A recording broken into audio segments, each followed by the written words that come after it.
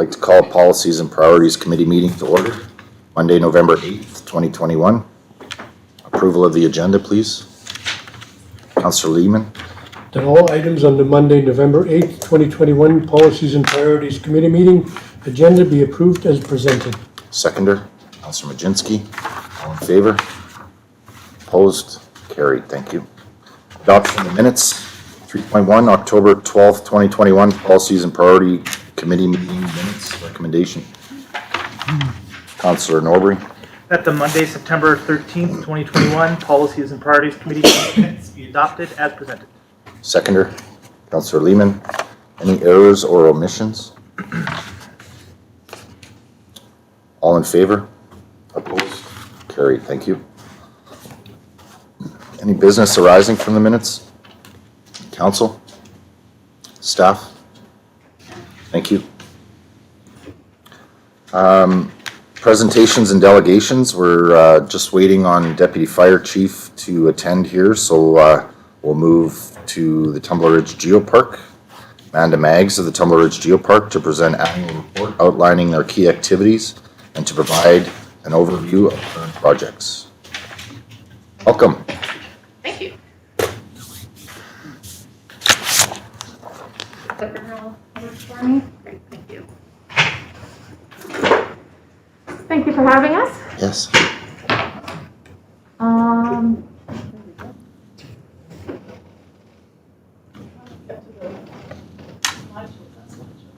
Yeah, at the bottom there's a little presentation icon right next to the Zoom.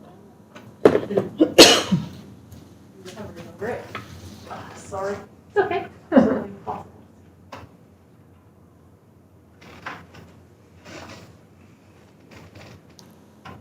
Oh, I see the formatting didn't work very well, but that's okay. We'll get through it. There's a lot to get through, which is why I provided you with some of the notes. I'm sure you didn't read all of it. It was a little bit long. I'm sorry about that, but there's some good stuff to cover in there. So let's move right along.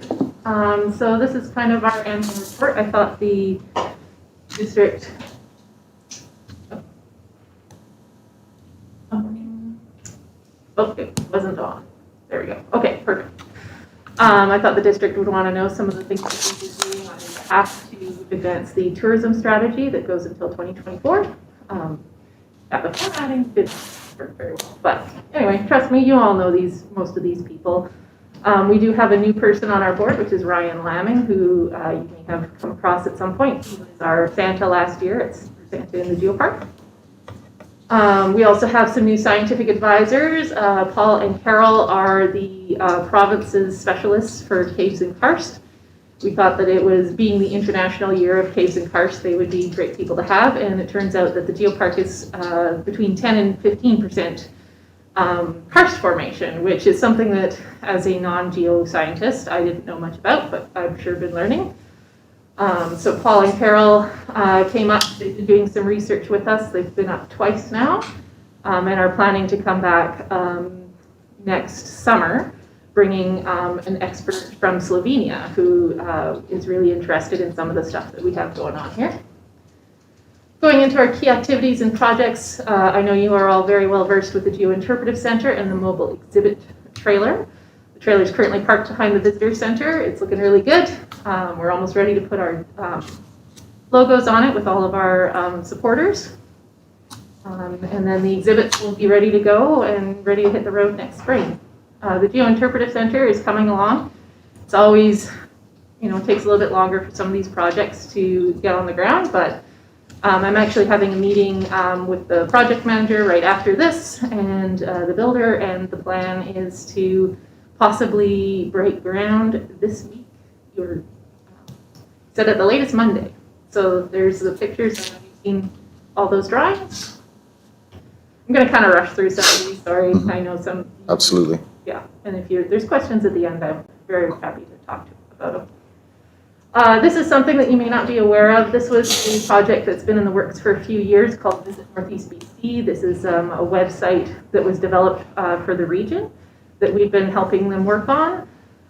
So this was done with the Northern BC Tourism Co-op because we're one of the top 5 iconics for Northeast BC, along with Liard Hot Springs, the Alaska Highway, the Mascua-Cachica, they have created this website that kind of draws all those together, because the strategy is to have a regional draw that includes us. So this is like a lovely site. So this is the Big Five, and so we're #1 on the Big Five list. This website is live now. It was meant to be launched, but kind of in the middle of COVID, people thought that it might not be the most timely time to, bring a bunch of people to the region. So we're kind of waiting on doing like an official launch, but it is live now. You can go to it at any time. So that's what it looks like, and it includes a lot of these things like itineraries, so that it'll suggest for tourists, I think 3, 5, and 10-day itineraries that include Big Five and all the things to see along the way. It's a really lovely little simple thing. And it's got this great blog attached to it that talks about all the things that we have on offer here, the experiences that you can go on, different types of adventures, so that we're hitting all those different types of tourists. We also went through the new digital marketing strategy in partnership with the District of Tumbler Ridge, which has been super helpful. We did this Mobilescapes data collection thing, which I know you are all familiar with. If you haven't been able to go through some of that data, it's been really, really helpful. I know if you talk to Jessie on your staff, she's been using all of the data that we gathered from this collection software stuff that we did. And she's been using it to gain like crazy on social media, lots and lots of followers. So we're reaching a lot more people now, and it was definitely worth that effort. So these are kind of the key findings. It talks about who's coming to Tumbler Ridge. We can filter out all the unnecessary data, like people that live here or work here. And it tells you where they're from and what they like. It tells you what neighborhoods they come from. It tells you their average family income, because it pings their cell phones, which is attached to a postal code, so you can kind of make some inferences. And this is how Destination Canada and lots of those other organizations have been drawing on a lot of their data. So for us to have access to that is really great as well. This isn't something that we have to revisit every year, but I think it's useful enough to see where we're at, to use it as a good benchmark. So it's kind of nice that we did it this year, just to see, what a baseline for the types of people we're reaching. Okay, so like I had mentioned before, this is the International Year of Caves and Karst. So we went to, so UNESCO held a big forum on caves and karst in Paris. We had our scientific advisor, Paul Griffiths, the new guy. He attended in person, and then we attended online here. Really, really good thing coming out of it, and now we should be getting some research, hopefully, on the karst that we've got here. We also hosted the Trails Forum with the Northern BC Tourism Association. Curtis, I think you were in on that, the Trails Forum, so we talked about all the different trails usage, volunteer recruitment, things like that. So Northern BC Tourism actually asked us to host that, because Tumbler Ridge is seen province-wide as a really great model for how its trails are managed. So that was pretty great, and we've been asked to maybe host another one here soon. BC Parks is definitely on board, and we're hoping to get rec sites and trails involved this time around. I can't read my slide because of the silly formatting, but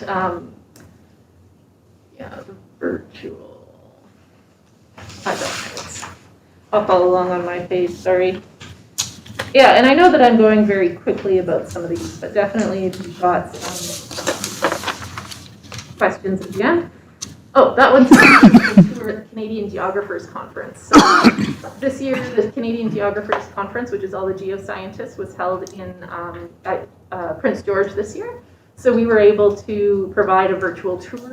Actually, Dr. Charles Helm was the one that led that. So we've got a lot of geoscientists that are quite interested in all the interesting things that are going on around here. So that was really good exposure for us.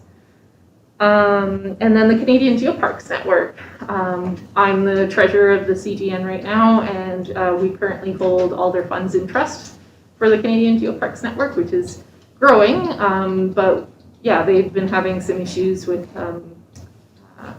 accessing their own funds, which were held by different organizations. So they've asked us to step in. So that's something that we're able to do for them now. And another interesting thing about the CDN that you may not be aware of is that the former executive director, Sarah Gamble, is now their president. So we are very well represented at the CDN level. So lots of good exposure nationally for sure. Some of the things we did in the geopark this year is we did a tour with rec sites and trails, looking at the infrastructure on the trails. Like I had mentioned before, we're doing some interesting research projects in the geopark itself. The content production initiative, which is an opportunity that we got from Destination BC. All these lovely photos that you see on the slides are from that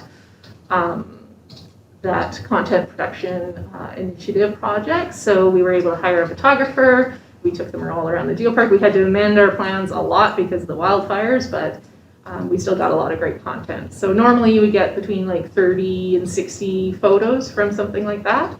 And we got over 400. So there's lots of new content for the visitor guide, for advertisements for the side of the trailer, whatever. And the District of Tumbler Ridge has access to all of those.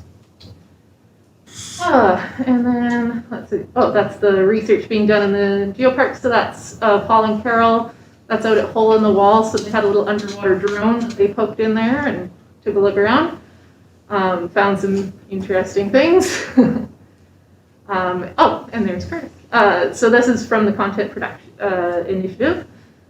So Destination BC will have access to these photos as well and put them on their content hub. And that's just a photo I took of the photographer. That's Josiah, really young up-and-comer, but we were kind of joking around. In 5 years, we won't be able to afford him, and I think that's accurate. So, very talented guy. And then we've been working with parks to do some signage out at Willem. Good programs and events that we had this year. So if all of you know Jenna McQueen, lots of this is projects that she had on her plate. Santa in the Geopark, which I understand you've all been invited to this year. So we're really hoping that you participate with us on that. Legal Wind had a lovely Mother's Day program, which I hope most of you got to benefit from, or your spouses anyway. That was a lovely initiative that we were able to support a bunch of artists in the area. So we spent, Meikle Wind gave us $25,000 to spend on artisan goods. So we bought soaps and slippers and, well, if you saw any of the baskets, that's some of the things that were in them. So we were able to inject that money directly back into the community and then put it out for mothers. So that was kind of nice. The Wild Women Weekend, so again, promoting safety and good trail etiquette in the geopark. So this is something that we do every year. It sells out. It's a very popular program. And then, of course, the Fishing Derby, which took place at 3 different lakes. Kind of a fun event that we're hoping will grow year after year. Some challenges that we faced this year, obviously COVID-19, we're all sick of hearing about it, but yeah, there's been some delays. There's been problems with projects getting delayed because of supply chain issues. But the silver lining is that right now there is a ton of money out there available in the form of grants for tourism recovery. So that's where a lot of our funding came from for the Geo-Interpretive Center. So there are some good things. Wildfires obviously presented a bit of an issue.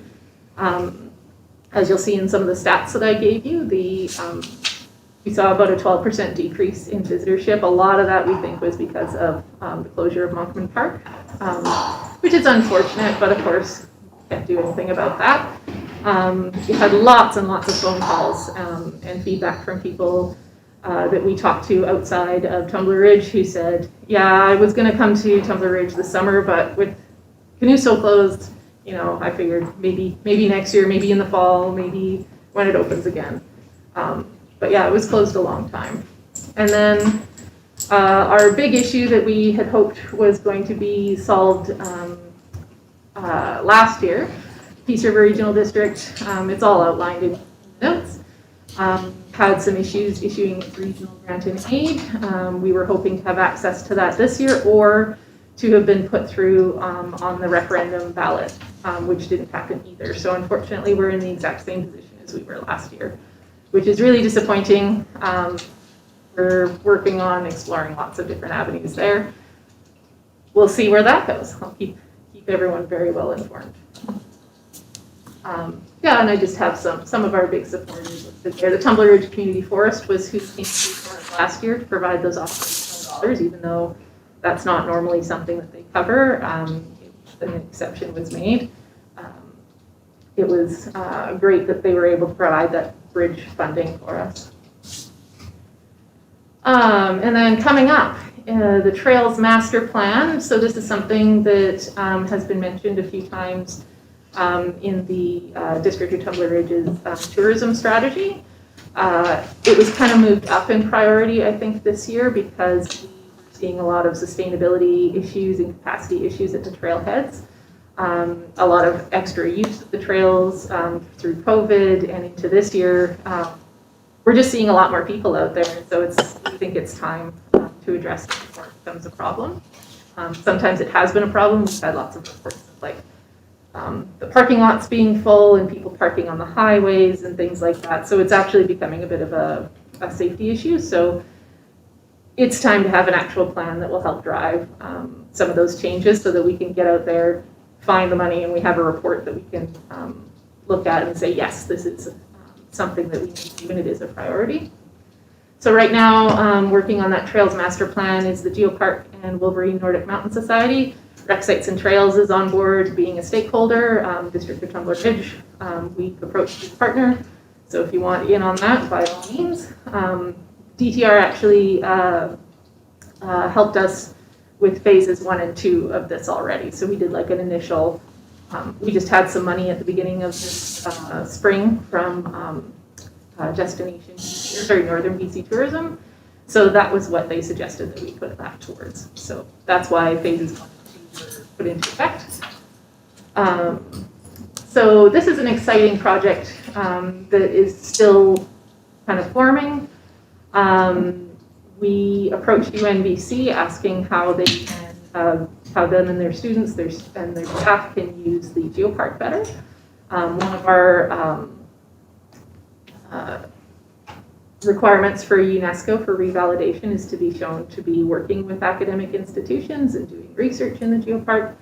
So we just went to see what they, wanted and might be able to use us for. And what came out of those discussions was the possibility of a field school here in Tumbler Ridge. So I've already been approached by several staff at UNBC, so we are actually going to be having one class coming in May, 8 to 10 students. Tomorrow I have a meeting with another faculty member, so we're hoping another class will be able to come up for that. And that's multidisciplinary. It's not just to do with geology and geoscience. So the one that I'm meeting with tomorrow, that's actually an anthropology class.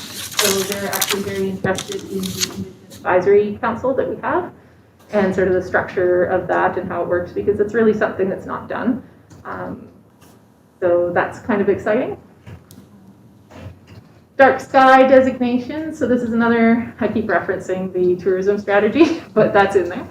The dark sky activities have kind of been put on the back burner because of COVID, but we're really hoping that once vaccination rates are up that we can resume those activities again. And then the big one that's always looming over our head is revalidation in 2022. So every 4 years we get revalidated by UNESCO. So we're expecting an international delegation to come probably next summer. We'll know more in December. So we'll be having people. Last time we had members from China and from Greece who came to visit. Should be an interesting time. They come and see what we've been doing. They look at our education programs. They look at our signage. They look at everything that we've been doing here in the community. And they want to be seen that they want to see that we're doing a good job. So that's a big one. We've got a huge checklist of things that we do, but it's all doable for sure. Yeah, and we're hoping that the district will be able to participate with us, maybe even seeing people around. I'm not sure what we'll have on the itinerary, but we'll make sure that you guys are all included. Excellent. Thank you very much for the update. Council, any questions? Councillor Nobre. Thank you, Mayor Bertrand. Thank you for coming in. It's always good to hear what you guys are doing. And, still working hard during COVID. It's good to see. You didn't touch on it, but it's in your report. Is there anything more to add about amalgamation other than you engaged a facilitator? How is that going? Oh, yeah, so I was hoping to get an update from Sue Kenny, so she's the facilitator that we have engaged. I spoke to her last week and she said that she would get a report to us shortly. I haven't seen it yet. So she's been doing some one-on-one interviews with board members, with community stakeholders, with people at PRRD.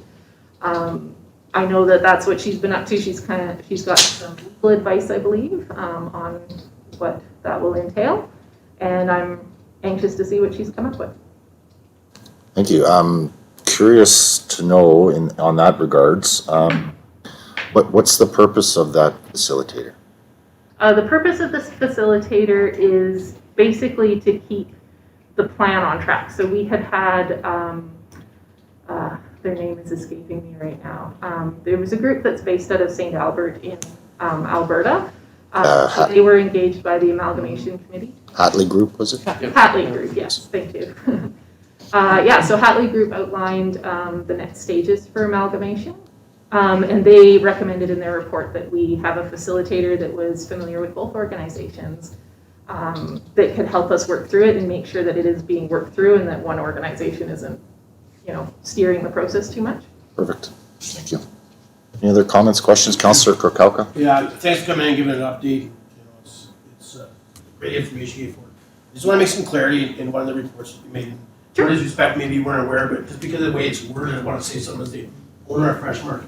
It's in the Health and the Geopark title. It talks about you guys partner with the District of Tumbler Ridge, and in regards to, you can see all the visuals around town with the graphics on the sides of the grocery store and the health center. Yes. That was actually done by the business owner. Yes, actually, I've been made aware of that since. Jenna set me straight.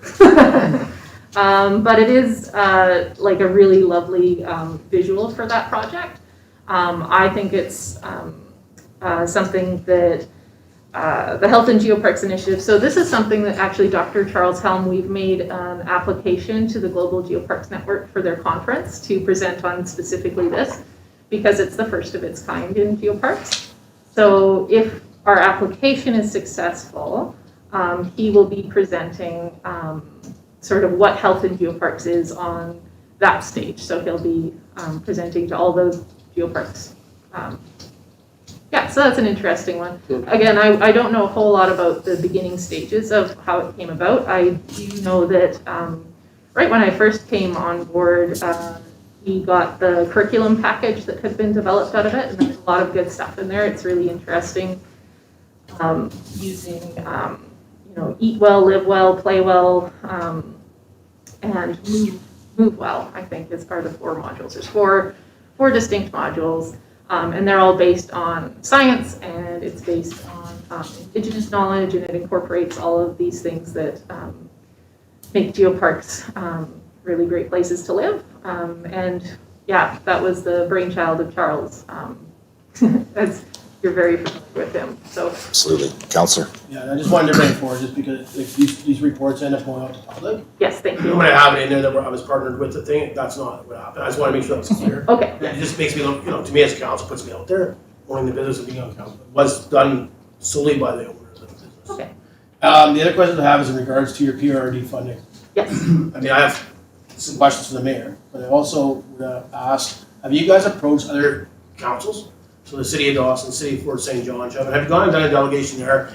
I understand they're all part of the PRRD, but obviously we found out there were some concerns on how they were giving out funds for both organizations. Yes. Have you approached these other communities to see if they would jump on board somewhat?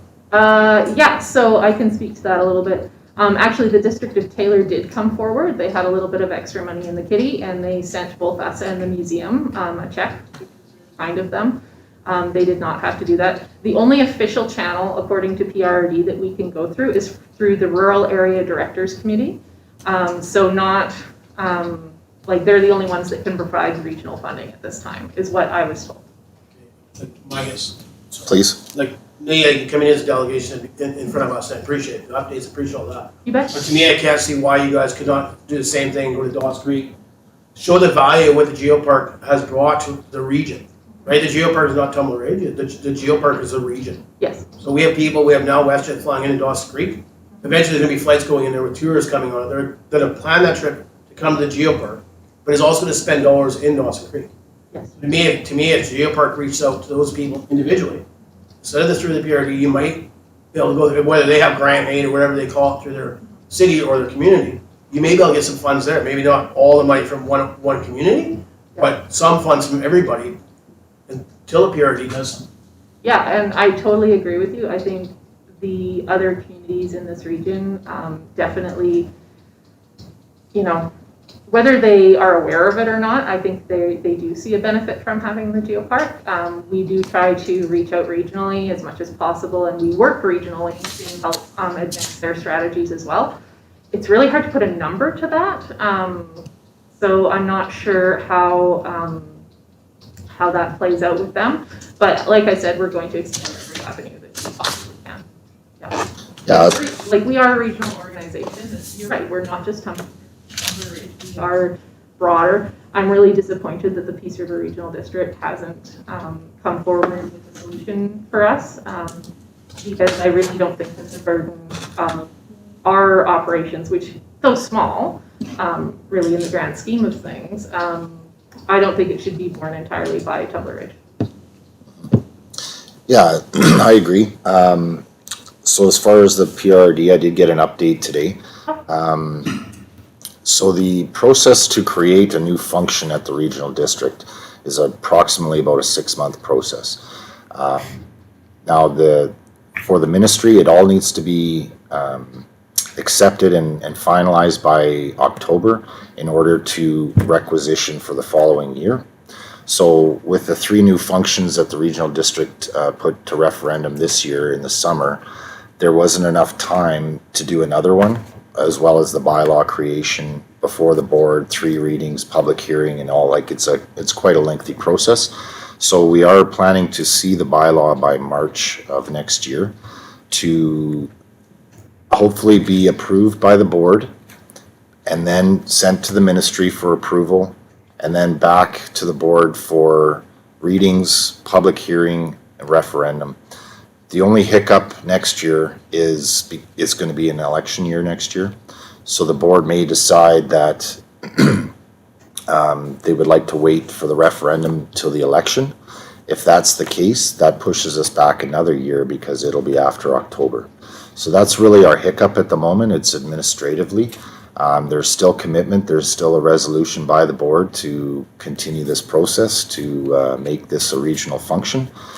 It was a very close vote, though. It was 7-5. So there's still, it's certainly not set in stone. There is delays administratively, but we're hoping by 2023 budget year that this service could be finalized. So that's pretty much the update there. As far as other municipalities, reaching out to other municipalities, I think that's a fantastic option.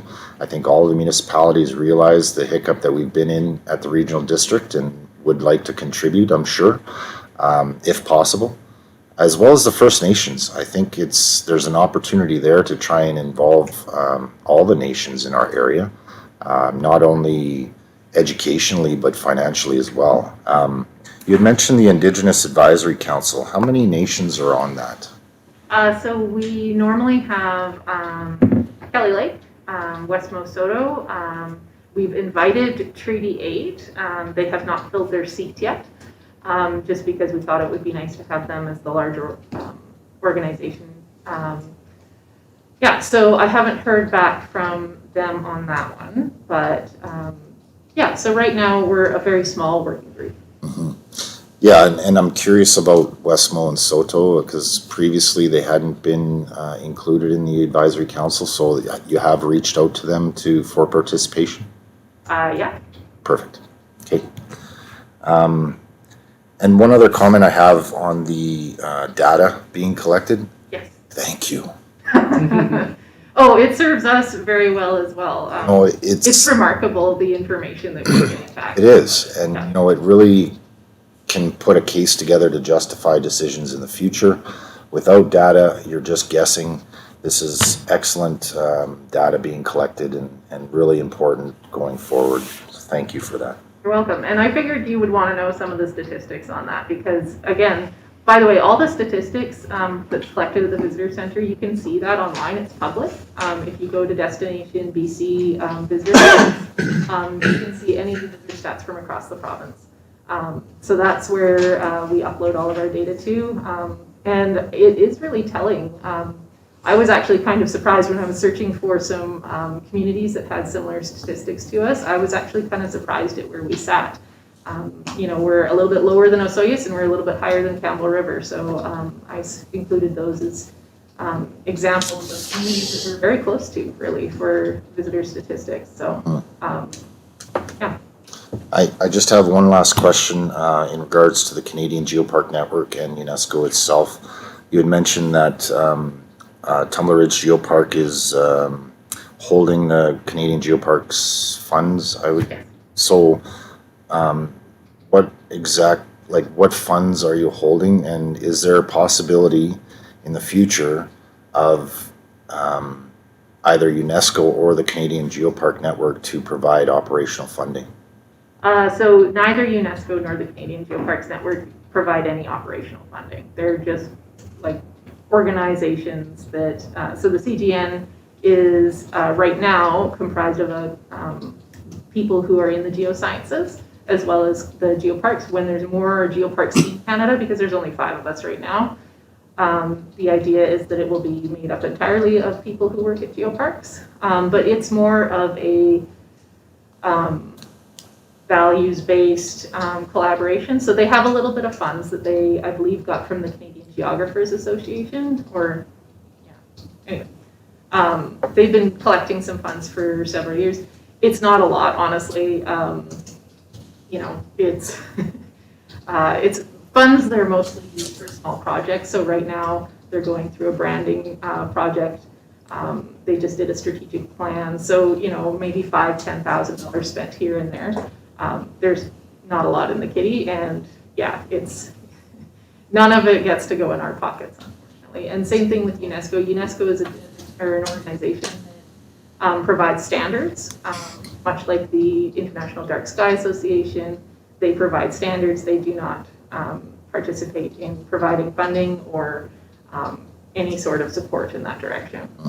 I'm very sorry to. Yeah, that's interesting to me. It's great to have a network, and it's great to have a worldwide park network, but to be each geopark to be responsible for their own funding is interesting. Yeah, and we're not the only ones in that boat. I'm talking to the other geoparks in Canada. They're also, very frustrated with the lack of stability in funding. We're not the only one that faces that, sadly to say, but the idea is that we want to stand on our own feet. Eventually, that's just something we've got to figure out. We have that lovely, fee-for-service agreement with you guys, which actually is fantastic. I don't think the geopark could do the things it does without having that stability. So that is lovely to have, for sure. Okay. Thank you. Any other comments, questions, Council? Thank you very much for coming in. Thank you.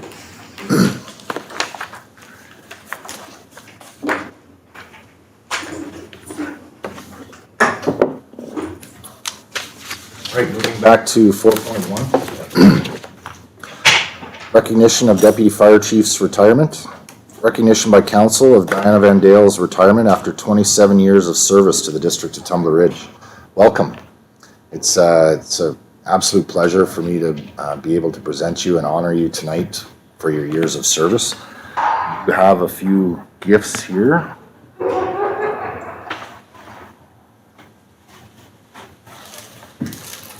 And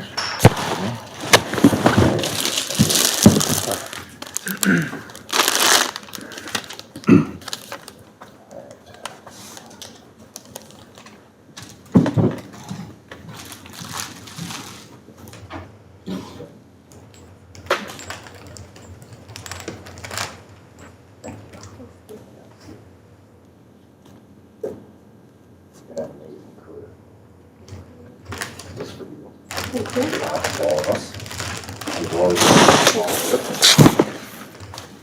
For you, Paul. And I just wanted to share some incredible statistics here. Ms. Vandale has been Deputy Fire Chief for 13 years. In those 13 years, 100% attendance record for training. Unbelievable.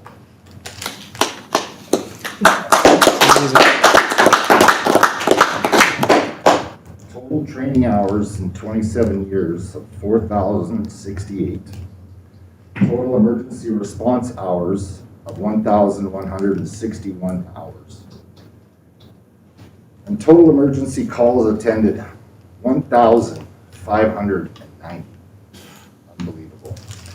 Your commitment to this department is incredible. It was an absolute pleasure to be part of the family for a few years there and witness your commitment and your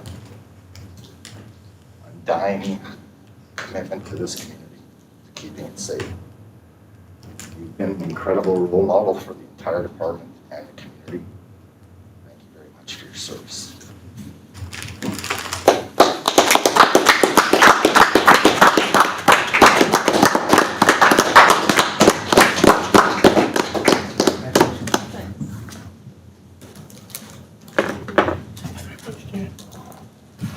You're amazing. Thank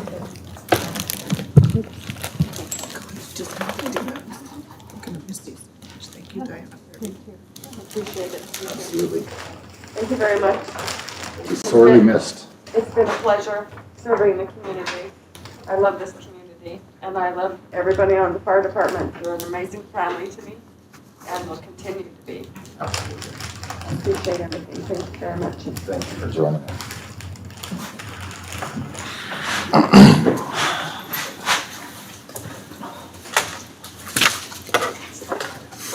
Oh, that was difficult. Have a good evening. Thank you.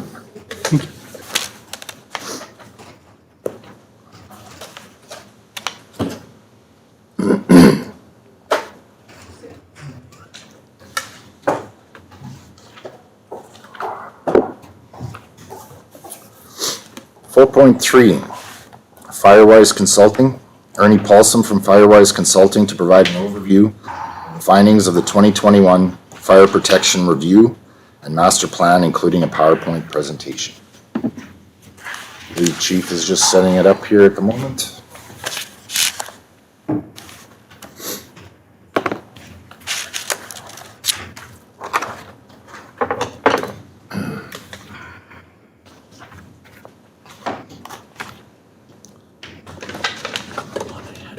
Evening, Ernie.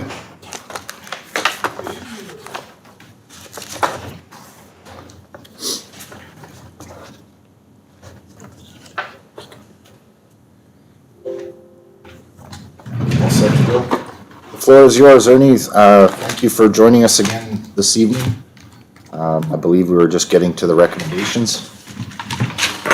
I'd like to thank you and council for your patience at council meeting and apologize for being hard to the end of my allotted time.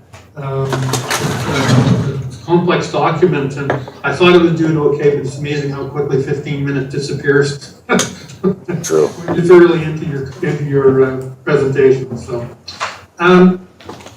I'll skip the introduction piece if that's all right with everybody. We've been through that, and I'll just kind of concentrate on the recommendations for this evening, if that works for everybody. Absolutely.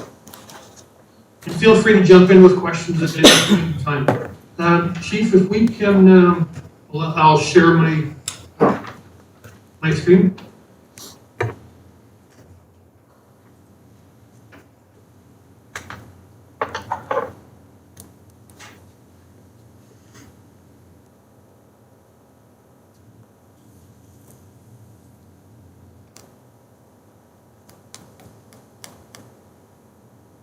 I heard the host now, okay.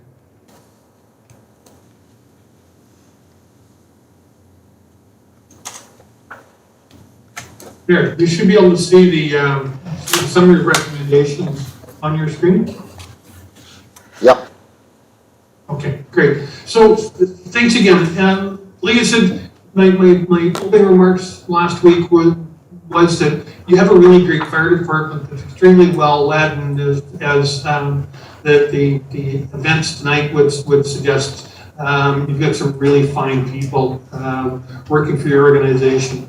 This report is not intended in any way, shape, or form to take away from the value, the professionalism, and the commitment of those folks, and frankly, the councils past for their investments and support of the fire department. What it is intended to do is to provide you with some food for thought, some areas that we think that if you were to invest some time or resources into, they could take something that's good, make it significantly better. We also identified that staffing pressures are your number one issue, the availability of volunteer staff. And if you think about each of these recommendations in terms of how they support or maximize the efficiency of your existing and future staff, you understand where our minds are at. So recommendation one we did talk about, and that's about developing a service level policy. That really is an important critical document that interprets the bylaw that you've passed. So a well-written, well-considered document, but it actually provides the detail. There are things that the fire department needs to deliver, their day-to-day business stuff. But there's also stuff that are just simply out of scope. Not enough people, can't meet the training requirements, too expensive for the equipment and all of that. Those are considerations that would go into your service level policy that would help provide the fire department with the direction they need in terms of delivering the services, but also should provide them with guidance as to where they go to find the resources that are required if there's a hazardous materials incident that happens to be an out of scope type of a service. Where do they go? Who do they call? What do they do? It allows that piece of work to start. Recommendation 2 is all around volunteer recruitment and retention. The reality across Canada is that volunteer recruitment and retention, it doesn't matter if they're looking for members for volunteer boards and committees in the municipality right through to the fire department. Volunteerism is struggling. We're struggling to get enough people to make to apply and come out and be a part of things. The best solutions are the made in jurisdiction solutions, and in your case, obviously, the made in Tumbler Ridge strategy.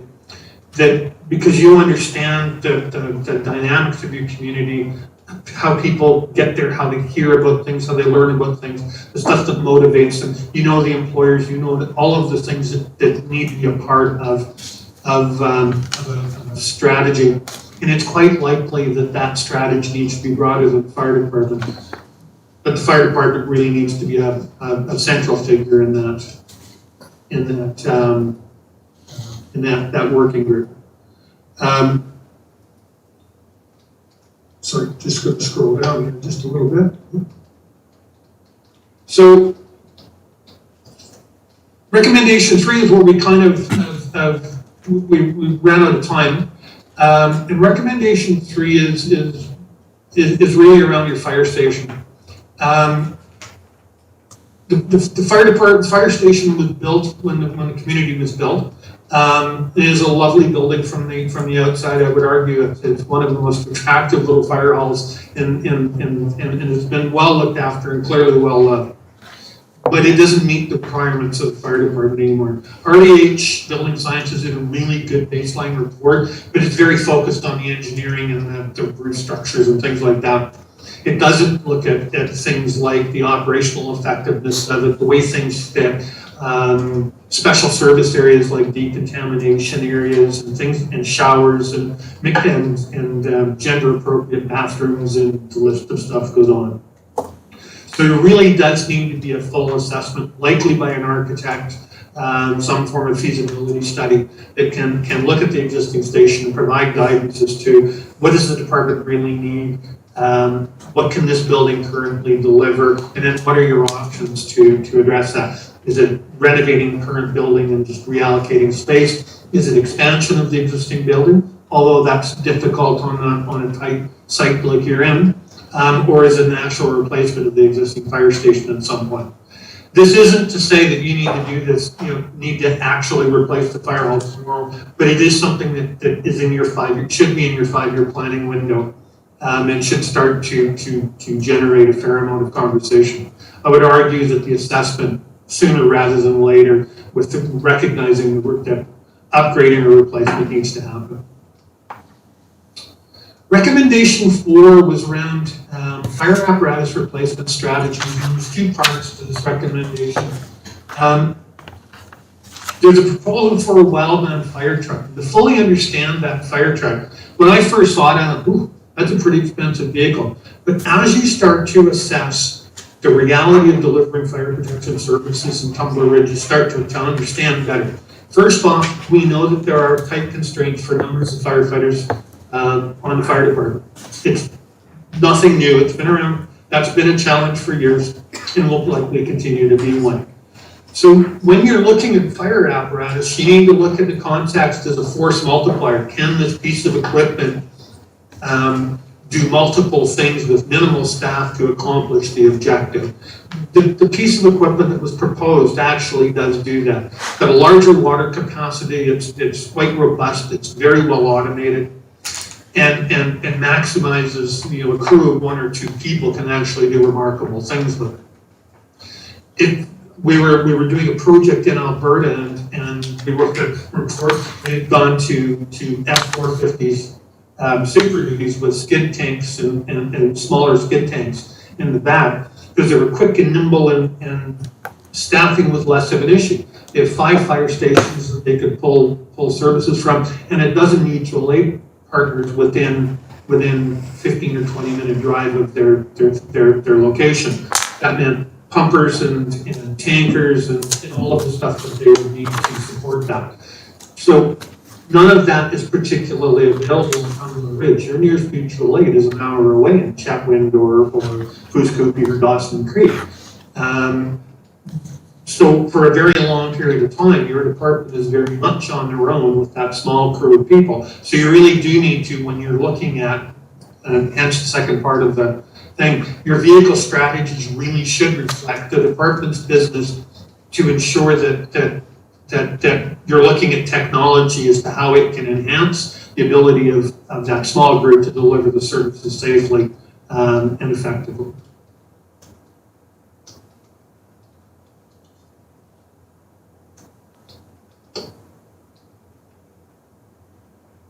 Recommendation 5 is all around fire prevention. The fact of the matter is you do a pretty good job of it already in certain areas. Your low incidence of grass fires and low burning complaints, which suggests very strongly that your enforcement program, which is a prevention program, works really, really well.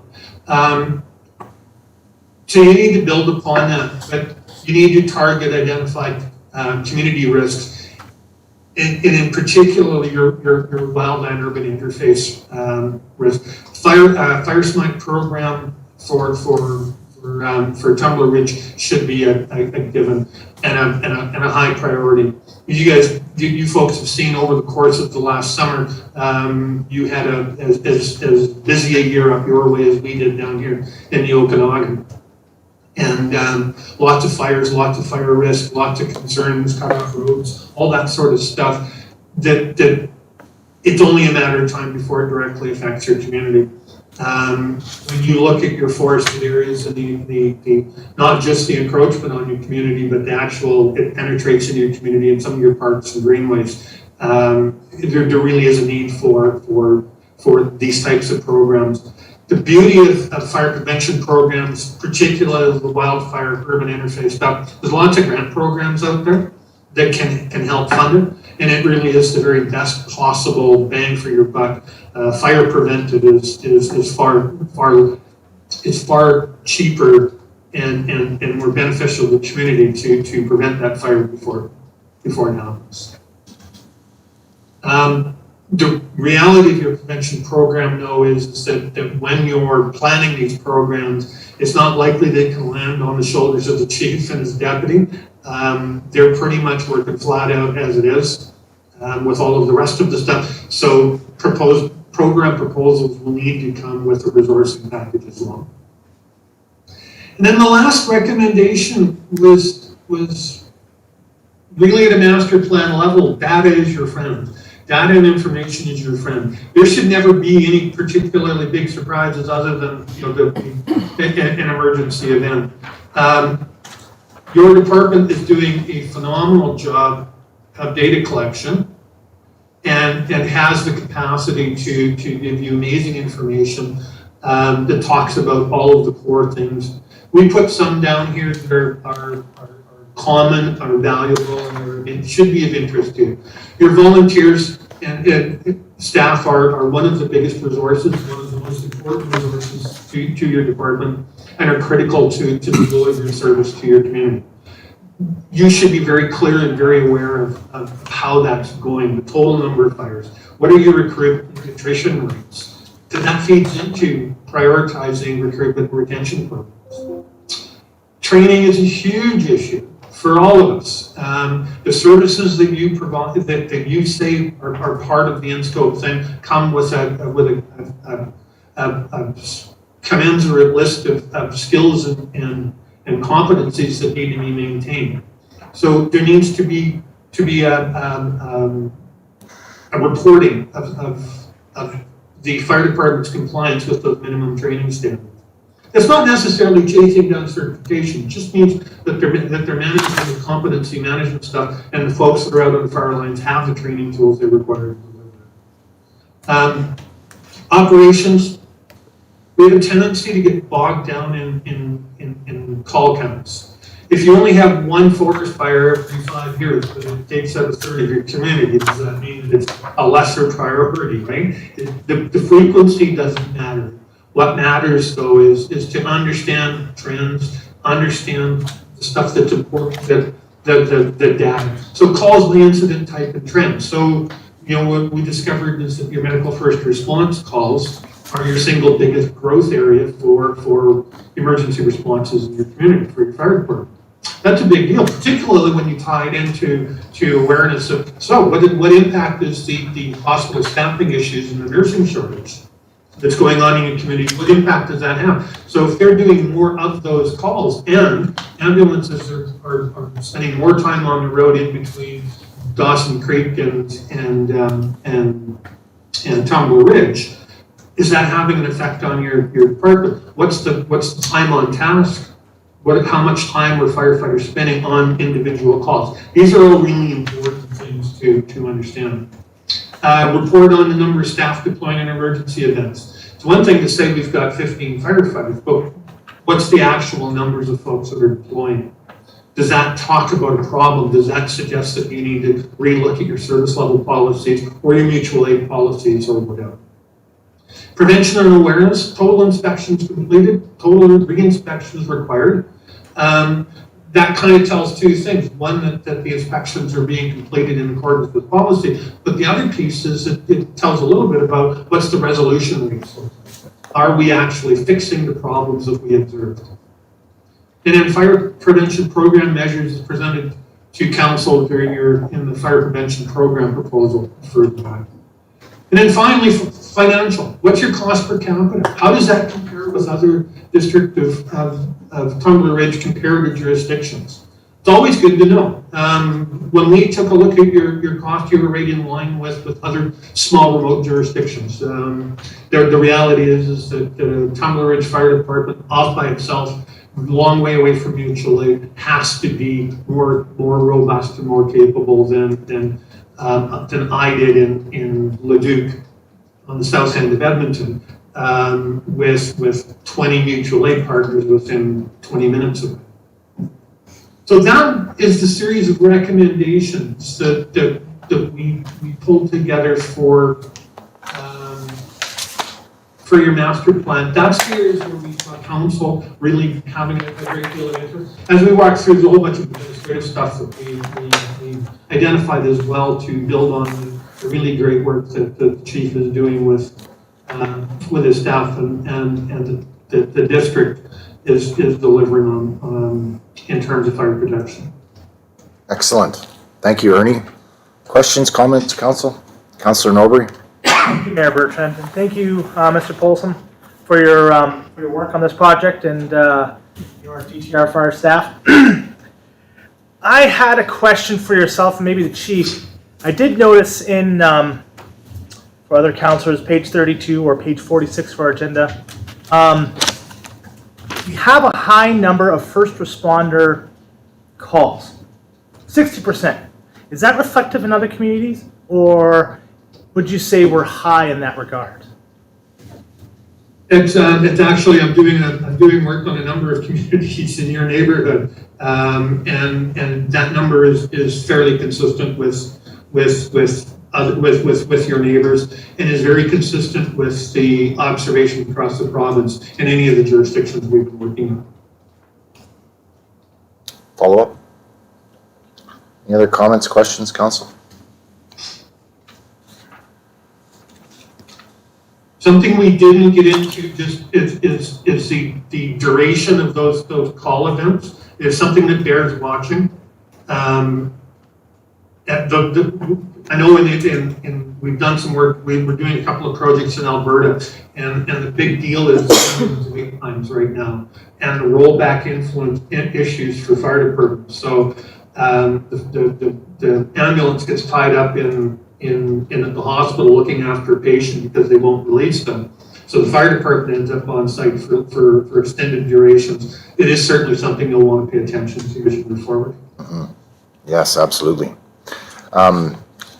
I really like the report, Ernie. I think it highlights a lot of good things as well as some gaps that we certainly need to take a look at. I like the fact of the data needs to come to council. I know being a part of the AGM in years past, there was a lot of data presented at the AGM that was really interesting information. So I definitely agree with council being involved in more data collection and analysis of that. I guess one question I have that's just in the back of my mind is, you know, when the department was created with the town, we did have a double the population in the 90s of about 5,000 people with the same department and roughly the same equipment service level. And I'm just wondering how we were able to operate, not being here at the time, but how were we able to operate with double the population and the same size hall? It appears, and double the firefighters as well. It appears that we outgrew our capacity at that time, and now we're kind of at the end of life aspect of the building now. So I'm just wondering if you had a chance to kind of look over the records from the past, I guess. I sure did. It's interesting. Your fire hall and my career are about equal aspiration. So what's changed? There's been a kind of a fundamental shift in how we look at the risk that workplace needs to deal with. So when we go back in the 80s, when that fire hall was built, it represented a state-of-the-art, wonderful fire hall that was really intended to support a social side of the house. From the volunteer perspective, you can see that in the design of the room, a small administrative area for the little bit of administrative work that would be going on in the fire hall, and house smaller, more compact equipment in the apparatus space. We didn't know anything about decontamination. We didn't know anything about barriers between the various functional areas of the fire department, between the operations, the administration sides of the house. We didn't know about the cancer risk for firefighters. There was a ton of stuff that we really were not aware of. So over the 40 odd years that your fire hall has been part of your community, it is, the requirements and the needs of the department have changed quite substantially. The trucks are far bigger. they're bigger, blockier. So all of that is kind of caught up. The other piece of it is that, like every building, you know, they kind of have a life cycle. Nobody's saying that fire hall can't be remediated. It certainly can, new roof, you know, and all of that sort of stuff, but it may not have the sufficient space on the ground, and that's why you need to do a feasibility study. Can we make this work? Is there adequate space? What are the additional spaces required before you jump into, well, we have to replace it? Yep, thank you. Any other comments, questions, Council? Councillor Lehman? Thank you. I'm just wondering what happens if we decide to renovate. What does the fire department do in the meantime? Because you don't really have a building to work out of. So you gotta have some kind of a contingency plan so that they're able to house the equipment somewhere else. Either that or build it somewhere else. No, you're absolutely correct. And that is one of the great conundrums for City of Nanaimo was busily renovating one of their big, I think it's their headquarters station downtown. And they're about $4 million over budget last I heard. And a lot of that was related to the challenge of renovating a live fire hall. So it can be done, but you're right, it needs to be considered. And in some cases, depending on the nature of the renovation, they may actually have to be outside the building for some period of time. Okay, thank you. Any other comments, questions?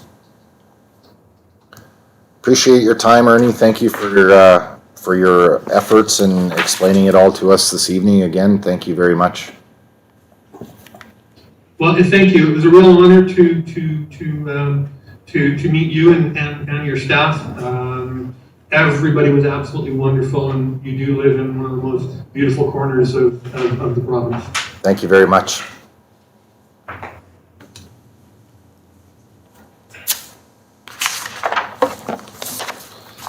All right, moving on to reports. 5.1, Fire Service Master Plan Considerations, a report dated November 8th, 2021 from Chief Administrative Officer regarding the Fire Services Master Plan Considerations. Recommendation, please.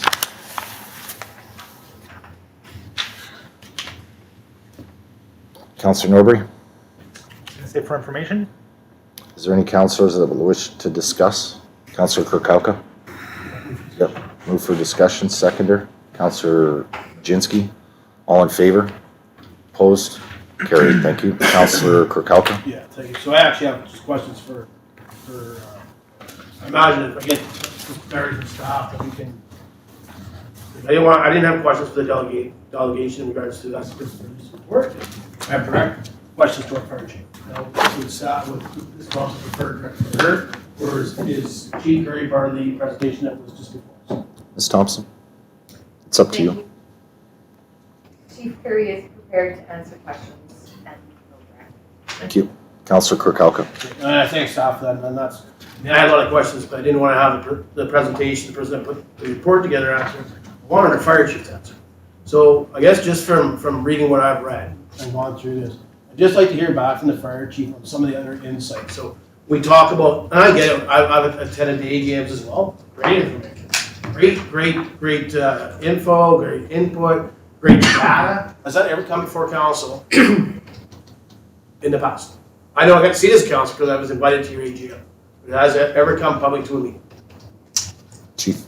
So, Your Worship, again, I'll ask, do you want me to direct questions back to you, or do you feel comfortable with me just directing them to council? Directly to council, please. Okay, so, to my knowledge, no, it's never come to council. Now, I'm not 100% sure what my predecessor did in terms of actually having a report. I know that facts and figures were going to the previous CAOs, back to Mr. Elliott's, and I did provide some things to Mr. Wall, but I don't believe it ever came back in a formalized report to council. But that isn't something that isn't unique to Tumbler Ridge. I shouldn't say that. It is actually very common for that type of data to come to council in a report on an annual basis. It's just something that we've never done in the past. We have included it, I believe, this year into our annual report, where you got some of the facts and figures that were there, but it didn't go into the same depth that Mr. Polsom had alluded to in the Fire Services Master Plan. Which could become part of a new policy as well. possibly. Councillor Kirkowka follow. And I thank Chief Curry for that. You know, I mean, again, if you're supplying it to your superior and they don't decide to pass it off to council, that's their thing. So hats off to you to be able to push that through. Being at the AGM gets you some information. I'd like to get an overview from you. So we heard from the gentleman that put the report together. I've gone through it all. Are we missing anything? Is there anything else we should add? Is there stuff that and that's why I wanted it at PMP, because I wanted staff involved, because we can all read this however we want as some people, but they'll also read it as different individuals. There could be something that we totally go by, that is actually probably something that's fairly good information to pull out of it and add it somewhere into one of the recommendations. That's kind of. Chief.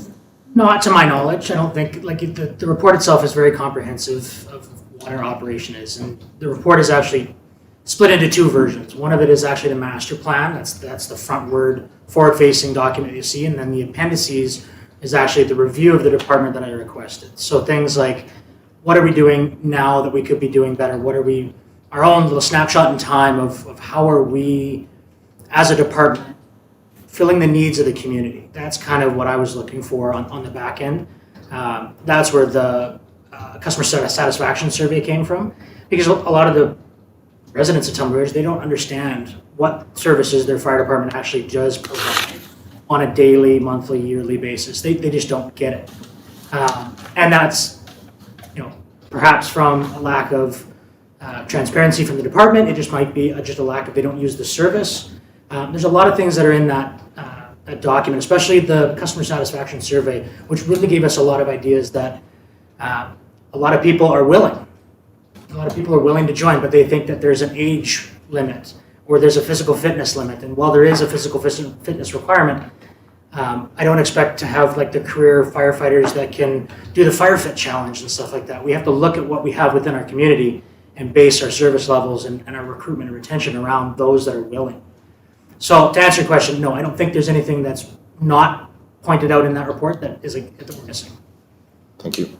Follow. So you mentioned a couple of things, and I mean, I think the survey, I mean, I was hoping to see a higher number completed than was completed. Like, I mean, no disrespect, take up the firefighters and the firefighter wives. What's the real number, right? I mean, I would hope every member of that department filled it out, and hopefully their family, their wives, or their spouses, or their dads and moms, or whatever, because that's important. So I was actually on this higher number. So I mean, again, that just shows us at Tumbler Ridge, every time we do a survey, the number, you can pretty much guess the number's gonna fill it out, and you're probably gonna be pretty close.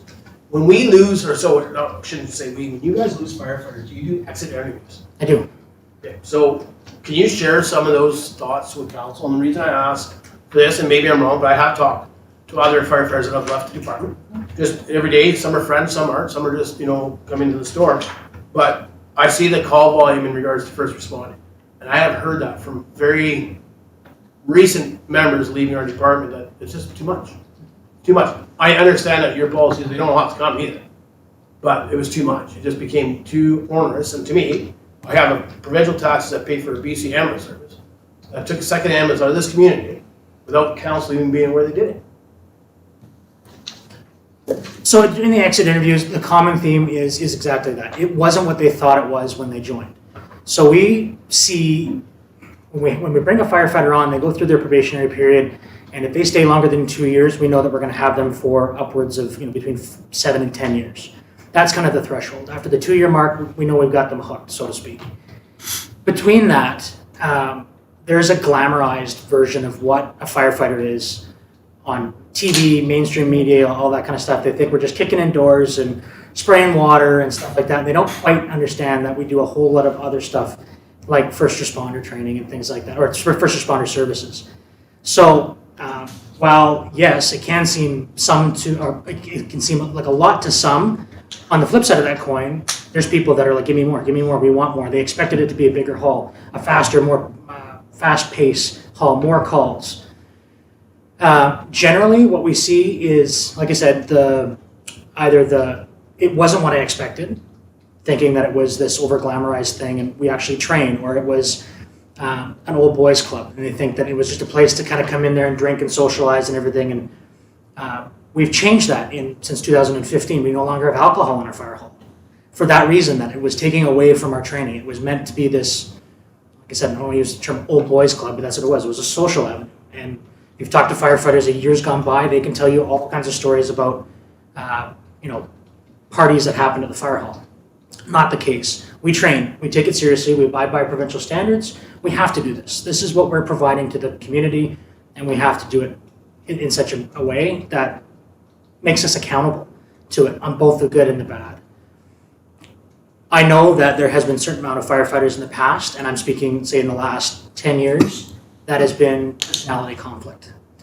So when you are working that close to people and putting your life literally in the hands of those individuals, personality conflict is definitely something that we have to monitor, right? It can be the cancer, so to speak, of the department. If it's not dealt with immediately, it festers, and then we can see rifts and tears and things like that.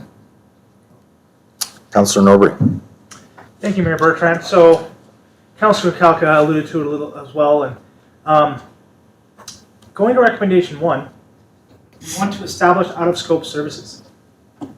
Do you have any ideas at this current time what that actually entails? Do you have like an idea what that could be? Could it be what we're talking about, our concern with first responder calls, medical emergencies?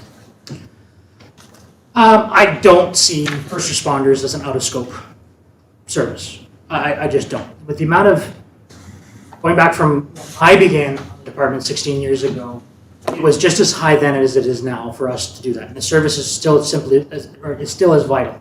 Even when we had 2 ambulances in town, we may not have the amount of staff locally that can provide those ambulances. So we've had 2 ambulances sitting here without staff. We've had to rely on staff to come in from out of town back in the day. And the first responder program is that life-saving service. We're not there to diagnose broken bones, cancers, diabetes and stuff like that. We are there to keep you alive so that the professionals, and I'll use that term, is medical trained paramedics or emergency medical responders, whatever you want to call them, the BC ambulance crews arrival, and then we just transfer. That's what we're there. We're the stopgap for a lack of a service in that regard.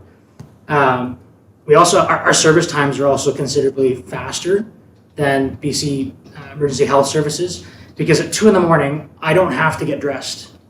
I don't have to respond to the ambulance station, wait for my partner, and then go. At 2 in the morning, you get me in my pajamas on your front door with an AED because you're having a heart attack. That's in town. At 2 in the morning, we have a sub 4-minute response rate. That's pretty good when you consider that it's a lot higher or I'm assuming it's a lot higher from the BC Emergency Health Services. So that's not one that I would say is a service. Hazardous materials response, absolutely. That's one that comes to mind. We have to train our firefighters.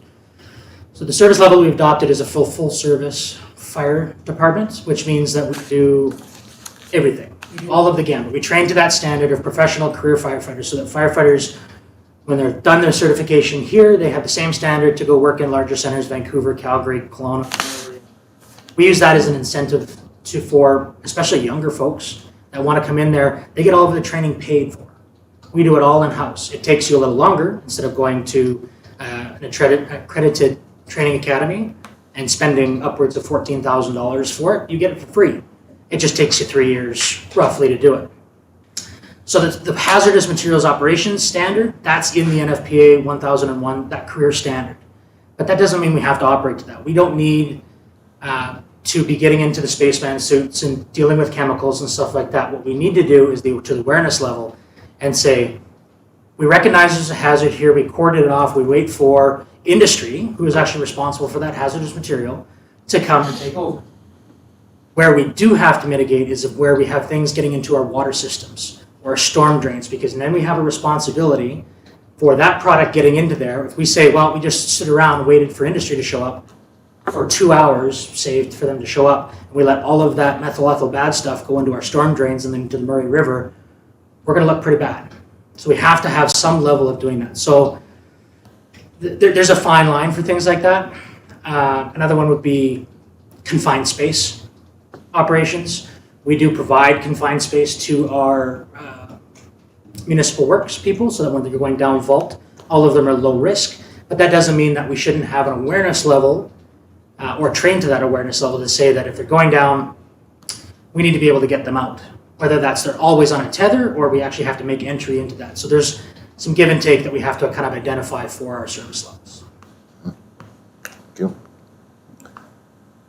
Council, any comments, questions? Councilor So I Kirkhope? have a few, I was gonna stop and I'm glad Council and Robbie presented this, because we want to give Council an opportunity as well. And I'm sorry that, you breathe and live it, you'll never forget it. So, a couple of things you'd mentioned there, and it comes down to training. So, a little bit different in our community when we don't have heavy industrial. Sure, we have the mines and we have windmills and all that. But where I was from, now on the volunteer side, where in the community I lived in, we had Dow Chemicals. So, Right. Dow Chemicals. Okay. So we had that, and I know we don't have them close enough to us, but they're within the Peace region. As our local fire department reached out to these other companies like that, so Dow Chemicals used to send six from our area, down to Texas to do training. Hazardous training, whether it's in regards to a copperhead that blows and gas line blows, it's great. So it's another incentive for firefighters when they realize that maybe it's 2 people from Tumbler Ridge this year that go. It might be something looking at calling into, I'm not sure the company that owns the one in Taylor. And I'm wondering if they don't do the same scenario where it's the Taylor fire out because it's right there. Maybe they'll reach out and allow, and it's just more training for our side, right? Maybe you won't go to it, but it's another incentive to join the fire department because there's a chance that you get picked. Just an idea. The question I have for you is, do you guys practice 4 times a month? Is that a standard, or is that picked?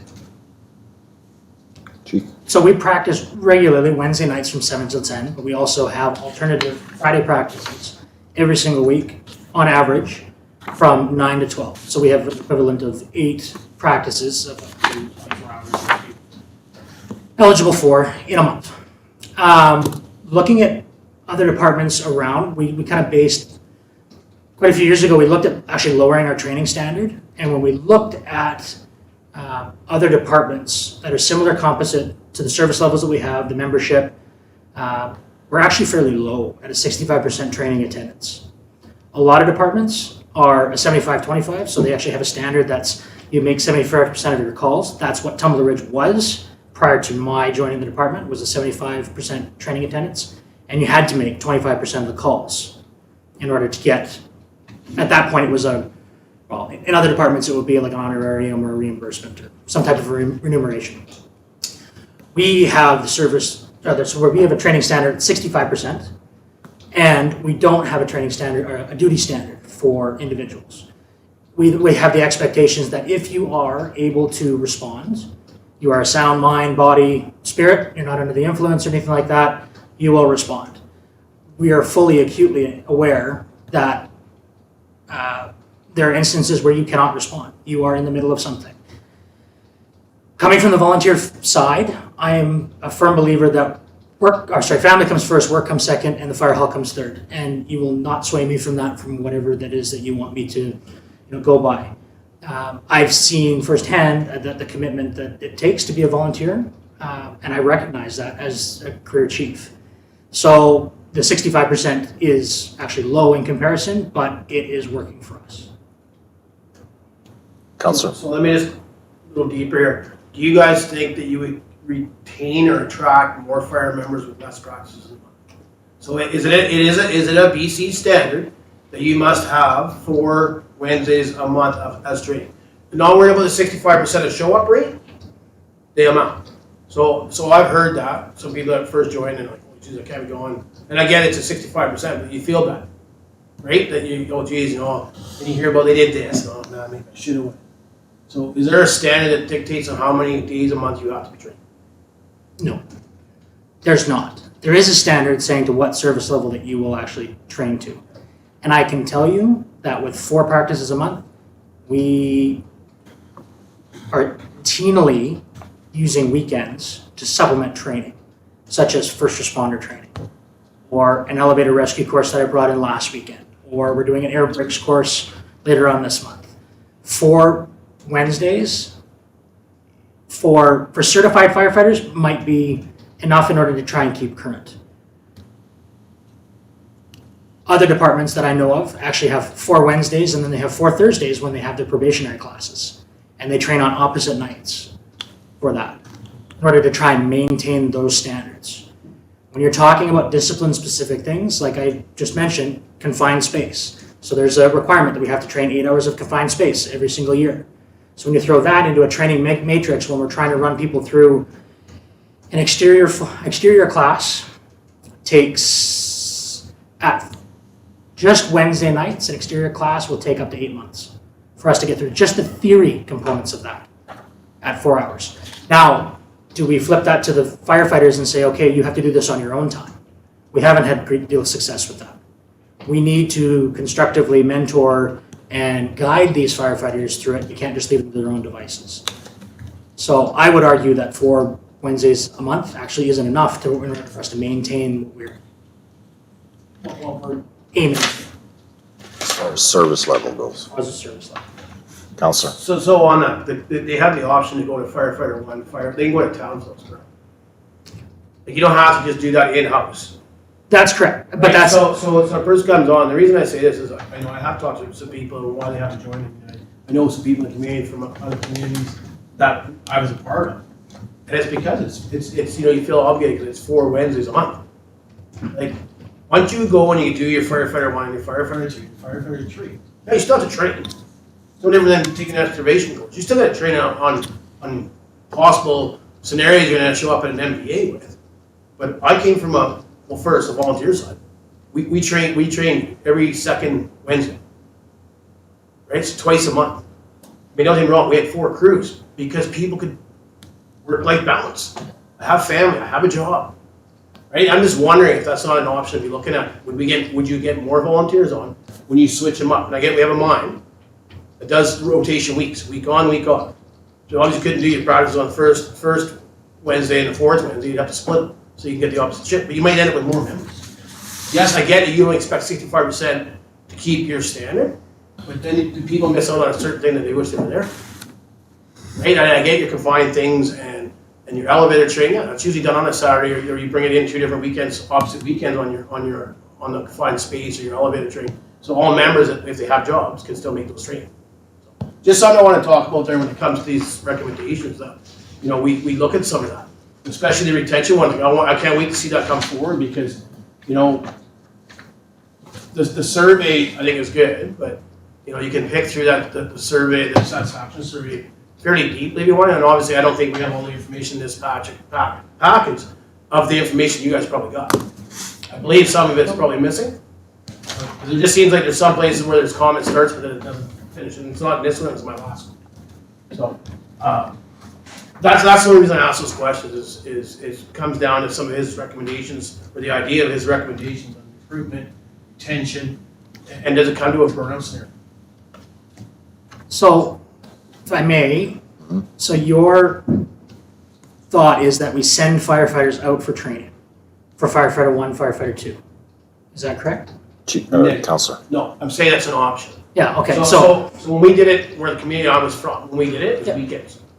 So if I'm a new fire member coming into Tumbler Ridge, the course is not, every time you want it, it's available. It's not. You set it up because you bring in other departments.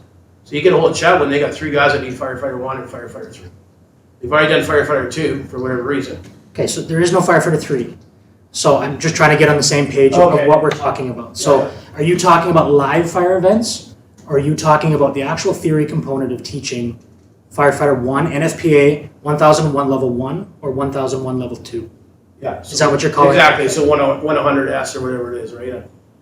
Yeah, so that's wildland firefighting. But I get what you're saying. So you can do that. The cost is considerably more with that. So we're looking at, we still send firefighters out for live fire 1, live fire 2. We don't have accredited facilities to actually warrant that. So we still send firefighters away for that. So the theory component that we have, we do in the winter months because we're not training right now regardless, because for us to flow water at minus 30 makes a skating rink, and then we're having a whole lot of other issues. So we take advantage of our inclement weather and we do a lot of theory in the off months. So we're actually going to start that probably in December, just before we break for Christmas, and then get into the January side for that. And that can be a little bit long. We're talking about theory, but in the hindsight, we would be doing theory regardless. we can throw in some practical stuff in the fire hall to supplement that and make it so it's not as dry. I mean, nobody wants death by PowerPoint to try and get to that point. So we do kind of factor that into it. The other thing I think you're missing is the sense of teamwork that comes from training Wednesday nights.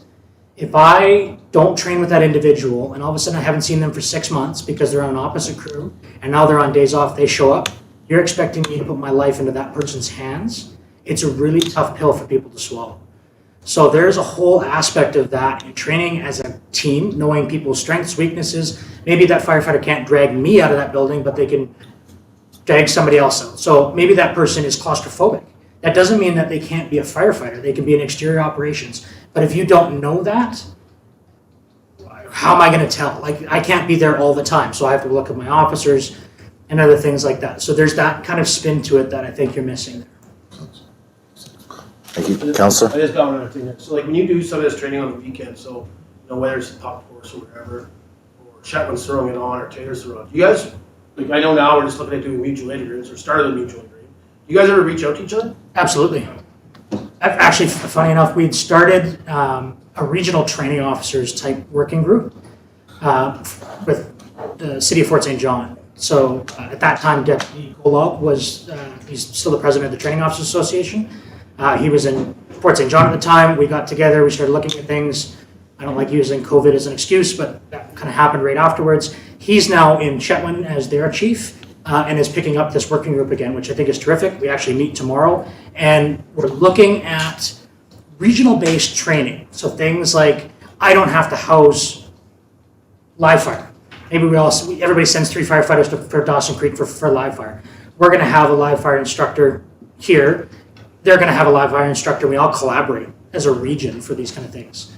And we're really looking towards, I mean, cost savings is one for that for sure. But again, that mutual aid aspect of it, when we call Dawson Creek or Poos Koopy or anything like that, and they come out, I need to be confident that they're trained at the same level that my people are. So we're all speaking the same language, we're all on the same page, and we only do that by training with each other, so.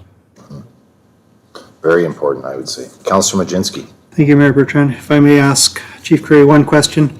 You said 65% is your attendance rate.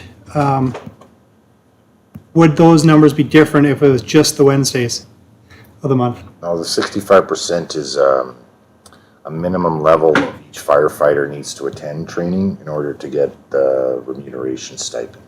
Correct, Chief? So it was, to be a member in good standing, the 65% was to be a member in good standing of the association.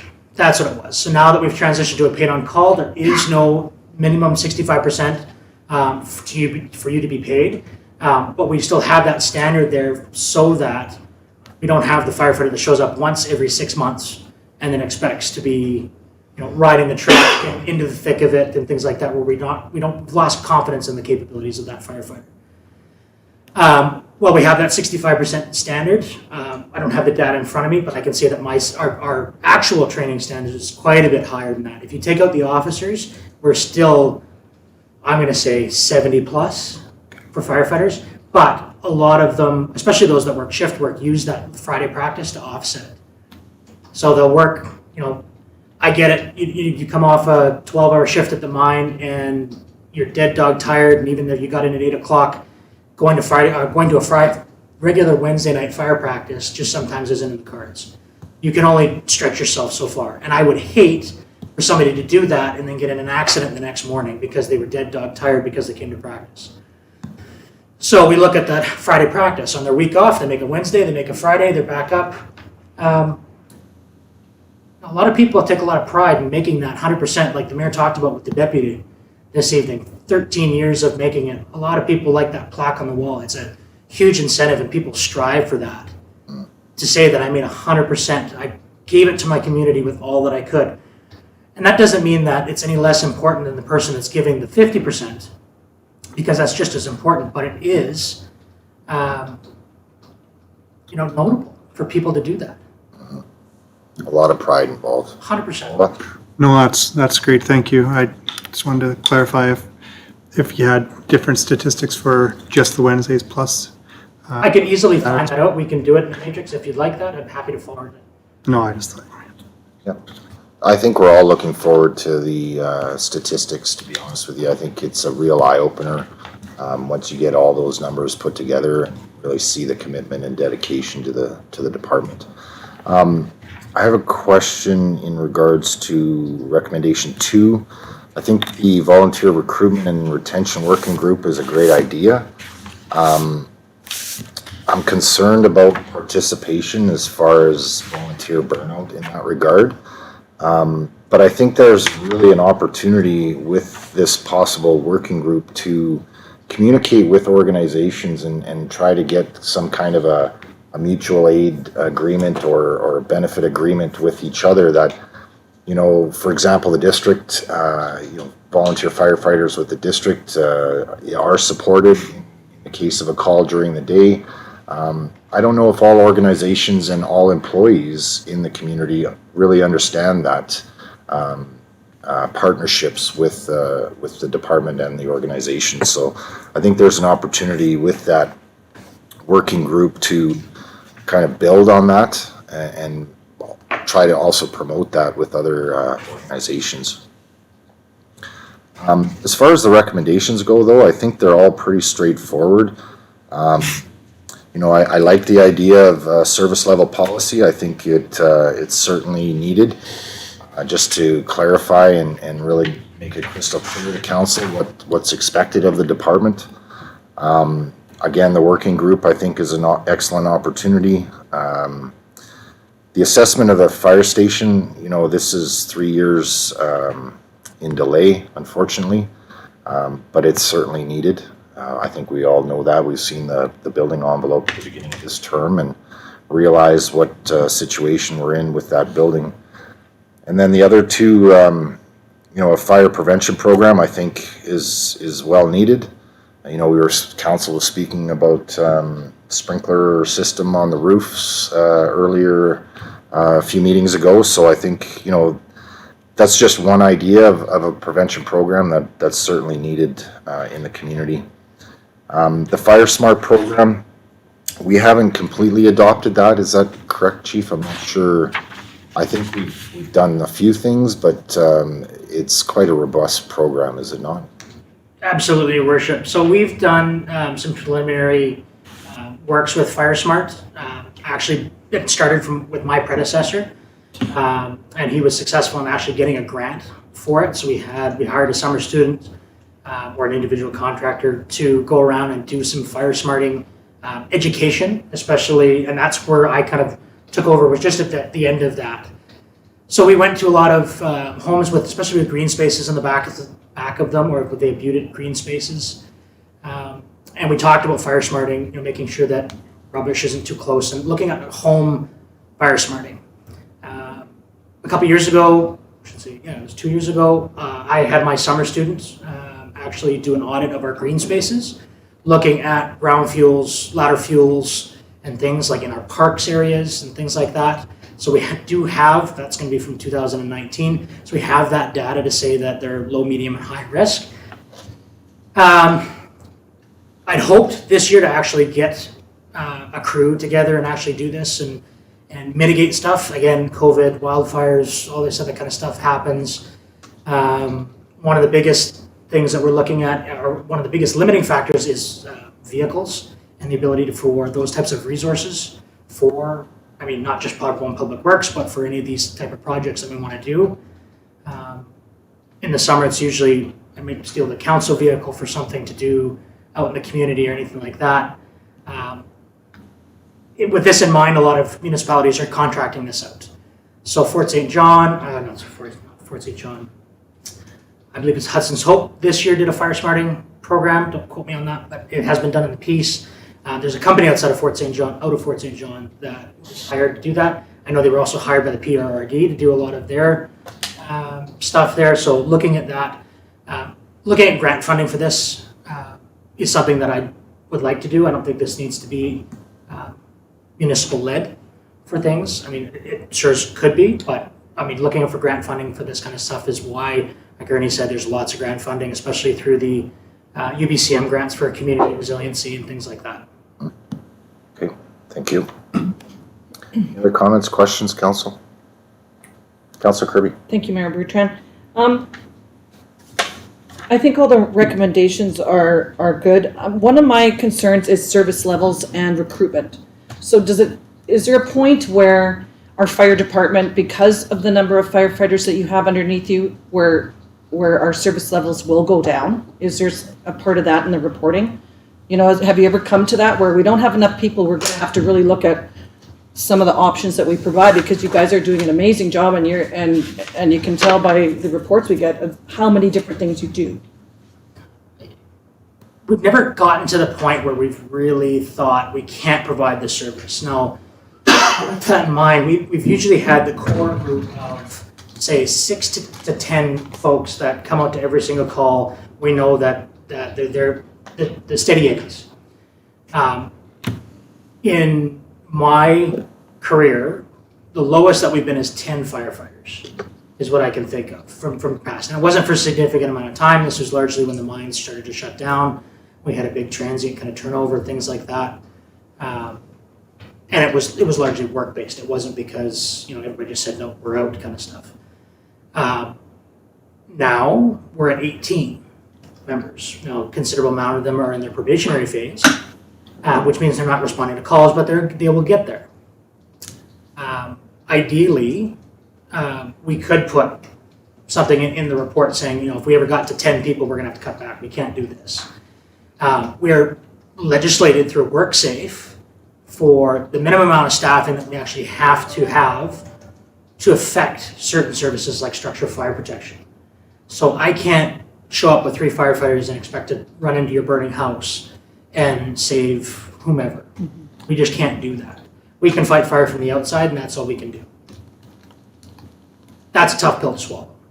And that's where we really don't want to get to that point. We want to have strategies in place well beforehand so we don't get down to that type of a situation for things. One of those, and the mayor was alluding to it in recommendation 2, is liaising more with business, local businesses specifically, on boosting, whatever you want to say, promoting the fire hall, the fire department inside of your own businesses. So that could be through the Chamber of Commerce. It could just be talking to local businesses.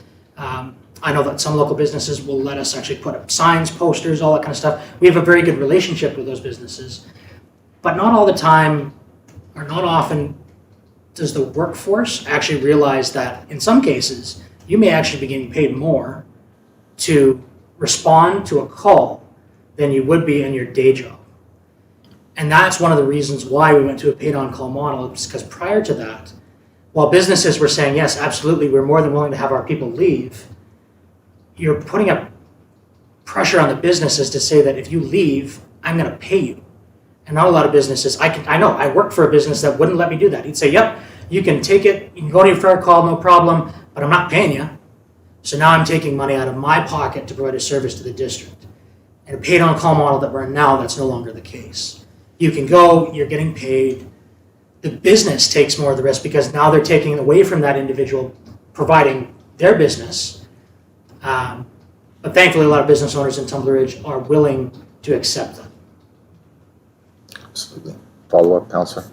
I think that's good, Mayor Bertrand. It's just that we've, you know, with Northern Health, with BC Ambulance, we're used to seeing what happens when we don't get the service. We're in the position where our fire department has taken over some of that, you know, the extra calls when you look at all the first responding calls that they take, and, you know, just to be informed on what can happen if our fire department gets to a level where services are cut. Yeah, that's a very good point, and I think that's something that we could certainly include in the policy moving forward too, in recommendation number 1.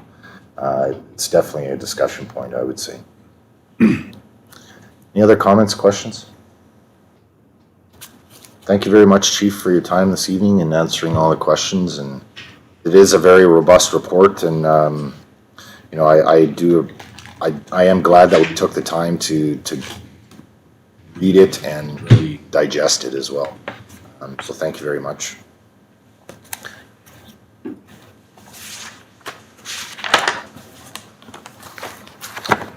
So Ms. Thompson, in reading the previous reports, wildland fire truck has been on hold. I'm wondering if, is that going to be an item for the next agenda, or is this something that staff is looking for a recommendation this evening possibly?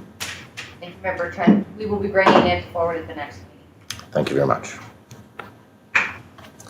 Okay, moving on to 5.2, Youth Member of Council Policy EO6, report dated November 8, 2021, from the Director of Corporate Services regarding the Youth Member of Council Policy. I'd like to move this for discussion. Seconder, Councillor Kurkowka. All in favor? Carried, thank you. So in speaking with Ms. Thompson, this is part of kind of a review of previous policy and possibly a cleanup of previous policy. I don't know if this one qualifies, in my opinion, to be honest. I did do some inquiring about this at the beginning of the term and was very much interested in possibly bringing on a youth member of council. Unfortunately, there has been some turnover at the secondary school. But now with the new principal and a bit more consistency there, I think this could become an option, a viable option as well. And I'm not sure if I really agree with absolving this. I think it's a good opportunity for future councils as well. Councillor Kurkowka. Yeah, I don't think so. I went in and did the agenda research, so I don't think it's on here to consider getting rid of it. So I think it's being brought forward in a total different way is, what do we want to do? So, you know, my thing is, you know, you read through it and each year the chief administrator office shall arrange through Tumbler Second School to have it posted. I think that what we should write in there, or add to it, that if it's not filled by a certain date, it's help pull down until the following year. We don't just leave it open and open and open and have staff on the school every day. Oh, have you heard anything? Like, to me, that it says right in there, they should do it at the beginning of the year. If that's the school year, it's fine. If it is not accepted by, I say, if you say the January 1st of that year, that staff is no longer to pursue that until the following fall. That's kind of thing what staff is looking for. It seems like it's constant. And I get the turnover to school, I get the thing, and I think it will change. But I also think having a youth council here speaks for our youth, right? But we also need to write in there that it's not just speaking on for the youth, it's for all children of all ages for our community. So as a youth council, you're going to go and solicit whatever, get together with other groups of children from the elementary school as well. So you bring stuff back in when you have an opportunity to speak on the round table. And maybe there's stuff we missed. Maybe it is a spray park becomes the most popular thing that this individual hears, right? So that's kind of why I see it in front of us. Yep.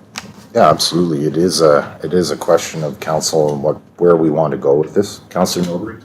Thank you, Mayor Bertrand. I think if we're talking about how often we should be following up with this, I think it would be wise to do it twice a year, and that aligns with our semesters. Maybe not at the beginning of the semester, but maybe a week or two in, because my initial thought was this could be something we might be able to draw a student from like a leadership class if they're offering that. I know they're not currently offering a leadership class, but depending on what the curriculum is like, they may have opportunities that we can draw upon, like a student council of this forum, because there is a specialized class that has become available. I mean, their curriculum does fluctuate depending on the staff, so there might be opportunities there. I think a phone call twice a year, or a poster twice a year for a week or so would be reasonable. Councillor Lehman. Thank you, Mayor. Yeah, I think having a student in council meetings would be a good idea, and I'm just wondering if it's maybe would be wise if you could, split it between two people so that they're not, if it's too much for one, could maybe two people split it so that, you maybe get a little bit of, depending on if they're going to go over the agenda, maybe somebody has a little bit more input or idea on something, a little bit different from another person, and they may have a little bit more to say. I think it just maybe give more people an opportunity and also split the workload a little bit. I think it's a good idea. Any other comments, questions? Councillor Majinski. Thank you, Mayor. My concern is how much input they would actually have in one semester or in a full term of school. would it be almost more pertinent to have them as a delegation at any time on any P&P meeting, or even in a regular council meeting as a delegation to come in? And it could be a group of them, of students. Like putting one individual on the spot, it's pretty taxing on an individual, and I don't know how many people would want to step up to that. You know? Certainly, it's not for everybody, but I think that's where, once you get the student body council starting to form and really representing the students of the school, then it's a natural progression to learn about parliamentary system. And as far as input goes, I'm not sure how much there will be, but I think it's really a opportunity for communication and information to be shared both ways. Councillor? Yeah, and that's why maybe a student body of council, like in the school, if they would feel a little bit more safe or more at ease to come in here as a group instead of one individual to sit beside, one of us in here, it might be. Yeah, and when I looked at it previously, I had spoken with the previous principal, and it made sense to me to start with the student body council, and then through elections for the council, but also within that council, there could be an election to represent that student body on this council as well. But there was some challenges there. Where do we sit them? Do we need to reconfigure this area? There was certainly some challenges to have to work out. But in speaking with the students 2 years ago at one of the forums there, I did mention this idea, and it was very well received. So it's certainly still on my radar. And the reason I did speak of rescinding this is because it was in the issue purpose here is council give consideration to rescinding. So because of lack of interest. But it also did say that staff haven't reached out to TRSS in 3 or 4 years. So I think with this new administration at the high school, I think there's certainly another opportunity. Councillor Kirkowka, then Majinski. Thank you, Worship. So, yeah, in the previous term that I was on, we did have a youth councillor, and she did get involved. Anytime as council president, she had an opportunity to speak on behalf of the people that she was here to represent. So I think it's very important. I also think it's something that we should be looking at adding to this, and I think, we need to add certain things, but I don't think we should expect 3 meetings a month out of a youth councillor. So we should be asking that they can at least sign up to once a month meeting. But the other thing that to me is when I read through this is I get paid to sit in the seat. Not very much, guys, I get it. But we should also maybe look at doing that and adding that to this policy, that we give an honorarium to whatever youth council puts their name forward, but it's in the form of a scholarship. So if they're from grade 10 and they're come in and there's 3 people and it says right here, council shall appoint a youth member, right? So we're going to appoint them. So let the school send who it is. Maybe they have a voting system down there first. But if they're in grade 10 and they do it, to me, if we add it where it's a $500 scholarship for every year that they put in as a youth council on for the District of Tumbler Ridge, like maybe it's the same individual, but maybe it's not. Now that is another incentive for them to maybe somebody's going to take this for education and go into politics, right? So to me, they've already got a little bit of a head start, right? So I thought about this when I first seen it, that maybe we should be adding something in there as a scholarship on for the time they sit on council. Because that's really what they're doing. They're sure that the youth councillor of this council, they're here to speak for the people that they represent. That's the youth and children. Good idea. Councillor Majinski. Thank you, Mayor Bertrand. Yeah, and don't get me wrong, I think this is a great idea, but Councillor Cook kind of alluded on talking about the time, and that's what my concern is. If we're having meetings from 5 until 8 p.m., are we expecting them to stick around for those 3 hours? That's going to be quite, and then they got to be at school the next morning, and it's quite a bit of time commitment. That's why I kind of thought maybe as a more of a delegation where they came in, did their piece, and then they don't have to sit through all of the deliberations that go on. But I guess that's where a bit of the experience comes in, is being part of those deliberations. But absolutely, yeah. Councillor Mowbray. Thank you, Mayor Bertrand. It seemed to me from the policies, like the youth member was not meant to sit on our entire council meeting and have weigh in on our entire council meeting. It's just specific items we want them to add in. Like the TRMBA did a great job with our pump track. But I mean, I think it would add to the whole process if we had the users of the youth, you know, give their input as well, right? Like, I don't think it would have been able to improve the project that was done, but for other things that we're looking at, I think it would aid in our information. But I don't think they should be here from 5 to 8. We could potentially arrange our agenda so that they're first or second, or we can change our agenda to before new business or whatever. We have our youth agenda item. You know, they can give their report. We can work that out. With honorariums, you know, I was thinking we do have like the grad group or whatever, you know, that work together every year. They start working towards their grad. We could try and draw from that group because they're probably a active group of individuals that are working towards building their grad. We could potentially offer honorarium there to the whole grad class, and we can draw upon more people. I don't know, if we're just throwing out ideas, you know, I think it would look very good on university applications if they had junior Experience. counselor, whatever. You know, a lot of the kids that I speak with, they have high ambitions. They want to go to UBC, they want to go to U of A. Having that distinction, I think would help. Absolutely, I agree with you, but I think it's an opportunity for any student, grade 10, 11, or 12.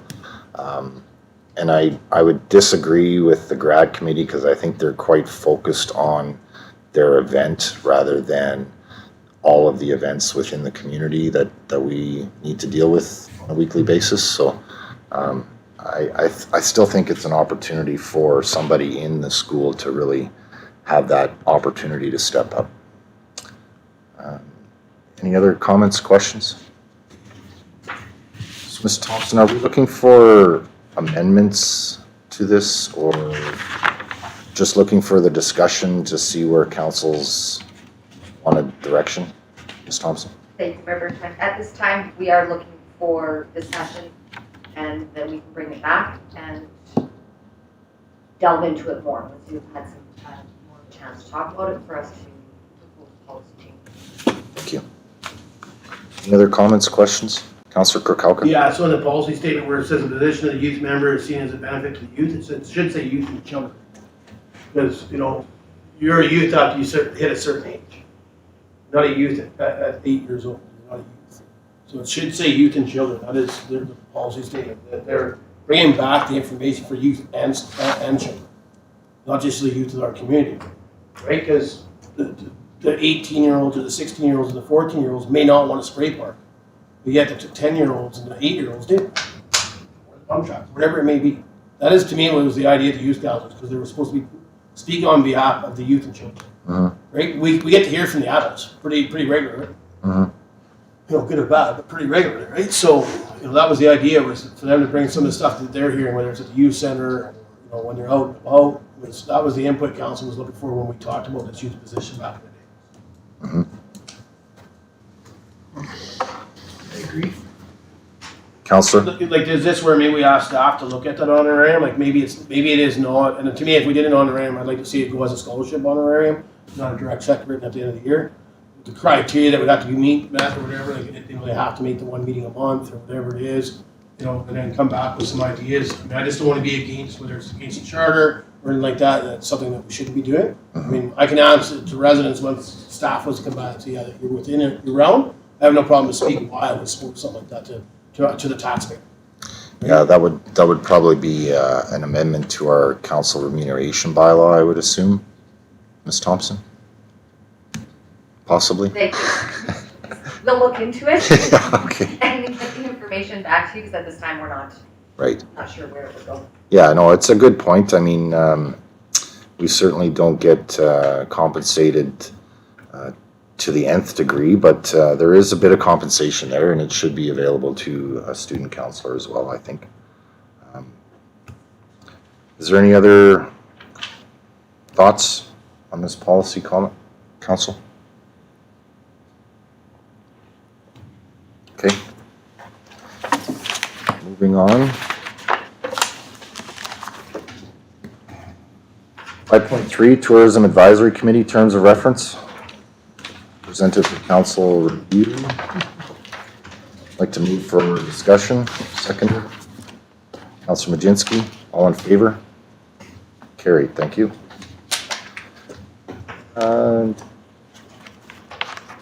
So I believe this has come before us with some small changes to the terms. Just a bit of vocabulary changes, I believe. But I'm kind of under the intention I'd like to make a few changes, possibly. I'm curious on council's thoughts first. Councilor Kirkhope. Yeah, I'd like to hear what your thoughts are on changes. So, my thing is at some point or another, that to me, we keep saying it's a tourism advisory committee, so they're to advise. But we really, I mean, Joanne, no disrespect, yes, we get an update back from you, but previous to this, you were not sharing those meetings. As a staff employee, actually sharing that meeting. Really got very seldom do we get an update from that. Again, this is not staff, some of you guys are new, but maybe it's the way we set this up, and it has nothing to do with staff on the way that we expected it to come back, but it's an advisory. But when I hear councilor that sits in there as from council side, and we're talking about the EDO's budgets and pictures, I don't know if that's the realm of what this thing was supposed to be for. So the concern I have there is we don't have everybody at the table. We do have somebody from hospitality, one company out of 3, and really 4 because now we have Airbnb. So now we're missing that one too, right? So you have one hotel that sits on there. We have one restaurant that sits on there. We have one tourism excursion company that sits on there. We have one of this and one of that. But what about the other people that don't have a voice? I get that the people that sit on there are supposed to be speaking for all of them. Or to me, it could be used that, oh, well, you guys are going to do it. Oh, yeah, well, we'll donate this. And I'll donate a meal here. I'll donate the rooms over here. But then we don't get the other people that have business in our community don't get the opportunity to do that. So to me, it's not an advisory committee. It's action one stuff at that meeting. Seems like it. Again, without having staff, and maybe that's because we didn't set it up right, have staff come back before us and give us the update on the advisory part. Because to me, if you sit on a committee and it's a gain for your own personal thing, counselor or not a counselor, I think that's wrong. Now, I'm not saying it's happening, so I want to make that clear, but it could. It very easily happen. There's potential for conflict, absolutely, the way it's set up. I agree. The possible changes I was looking at was, I believe this committee could be chaired by a counselor instead of our economic development officer.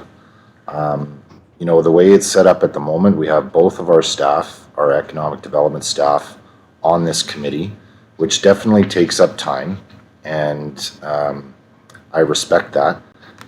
But I don't believe, in my opinion, that the economic development officer needs to chair this committee. The way committees work is they come together, they collaborate, they come up with ideas, they make a recommendation, that recommendation goes to the next part, whether it's the economic development officer or that department. If they feel that this is a good initiative, then that recommendation can come to council and see where it goes.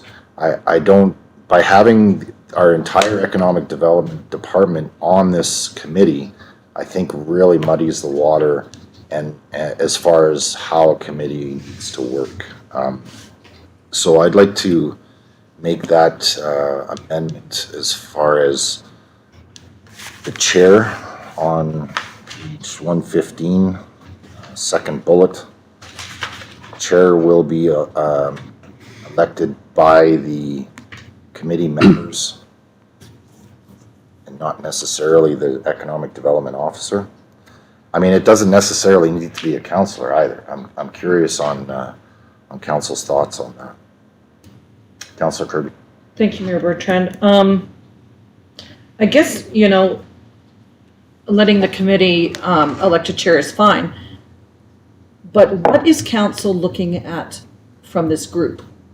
So the chair is going to come, if it's a volunteer, they're going to come and present. So back when it was initiated, or when it was first started up, this committee, it was when we were going through rebranding, we were on a downturn, tourism was kind of our big thing, and this group was started by a previous economic development officer. So what does Council of the Day want this committee to provide, or what does economic development need from this committee? I know it was collaboration, it was getting input from the groups, from the tourism side, what's important, what initiatives are out there. This, like, it could be from the visitor guide side of things. It was helping our groups through ECDev, helps with getting grants, etc. Like the Geopark has gotten some big grants. When Councillor Kirkowka says the pictures that you all see, the group doesn't pick what pictures are getting put in there. The group can put input on, this picture is really a good idea because that trail is our most traveled trail. Or maybe ATV says, okay, this is good because this is where most of the groups from Grand Prairie want to go to, because that's where we're getting all the questions. Where is this? Where is that? You know, those are the kinds of things. It doesn't come, they might put an input in, but economic development is the one who decides what's going to go in what magazine, being the visitor guide, or what goes on our website. It's just input on what to use. So I don't see, this is where the question is, how does ECDev need that group to do parts of their job when it comes to marketing, strategies, our own tourism strategy? How does it work? So I don't know, like, if the chair is the important question here, because if ECDev is the one getting all the information, then maybe ECDev still should be the lead on it, because they can decide what's important on agendas, etc. I see what you're saying. Councillor Kirkowka. Yeah, so, I think Councilor Curry makes some good points there. And is it even viable anymore? Is it needed? I hear you kind of hanging on, and, I'm prepared to put a motion on the floor. I know we can't vote on it, we'll go to the next meeting, but that we suspend the Tourism Advisory Committee until an EDO position is filled. But at this point, our EDO position is not filled. So, like, listening to you and the feedback, like, what does the EDO need? What does it gain from this group? Well, maybe once the EDO is replaced, they can come and say that this is what they would need this committee for, and then we change the term of reference to meet that. Maybe it's certain data that he's looking for in regards to some of the people that sit on that committee. Just a thought. Like, you know what I mean? Like, listening to Councilor Kirby, what you're saying, like, what does the EDO need from it? We don't have an EDO at this point. Right? So maybe this was great when you're talking about we're in a downturn, we're trying to use tourism as another driver to get people come to the community. Well, to me, that driver's happen. We have people coming to the community. I get we're still pushing tourism, but maybe this part of that task is stopped. Maybe we've hit the peak and need to give a different direction. We've gone straight enough. Now we need to take a bit of a corner and have a little bit of a different direction with the state advisory committee once an EDO position is filled. Yeah, and Councillor Nobre. Thank you, Mayor Bertrand. I guess my questions to the TAC members, Councillor Kirby, Councillor Kelso. We do have a tourism plan, or I'm sorry, it's eluding me right now, but we have some sort of plan that we're working towards with the tourism, right? Strategic plan, yeah. Excuse me, thank you. It seems everything has a strategic plan. It's good. It's good. We gotta have a plan. But we still have a person in economic development. Right? We're still working towards our tourism strategy. So it doesn't make sense that we still have a tourism advisory committee. To our tourism advisory liaisons. Does this committee still serve a purpose? Right? Question to them. Yeah. Councillor Kirby, Councillor Kirkowka. Councillor Kirby. Thank you, Mayor Bertrand. It does. I think it does. Maybe not to the extent of one meeting a month. Right now with COVID, we haven't got the members that we were having before coming out. I think meeting in person is beneficial. So, right now, maybe going to quarterly or something like that. We still do a lot of work with Northern BC Tourism Association, Destination BC, like in the presentation tonight, like the Big Five, like we're in the Big Five, we're number one. Our groups get together and we do a lot of, there's Zoom meetings with other groups that we participate in, and there's good feedback for the tourism.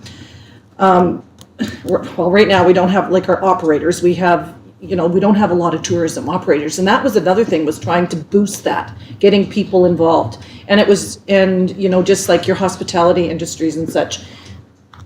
A group like the TAC gives them the information so that they can be our front line, how to get the word about what we have to offer in tourism out to the people that are coming in.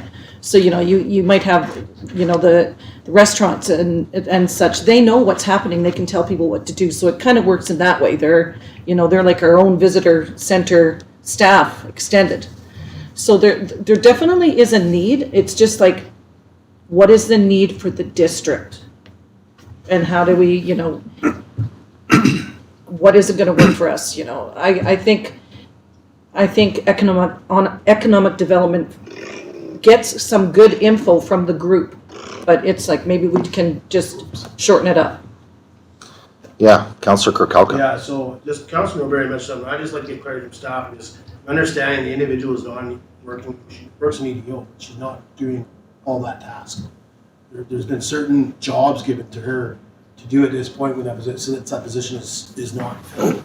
And that's why I say that. If we're talking to this is the EDO, and at one point the EDO was the chair, and this is why, because he was trying to gather, or the position was trying to gather this certain information. Well, that position is not filled. Maybe it should be suspended until that position is filled. I would like to hear from Ms. Thompson whether she thinks that or not with having the position that she has down there, but it's not the EDO position.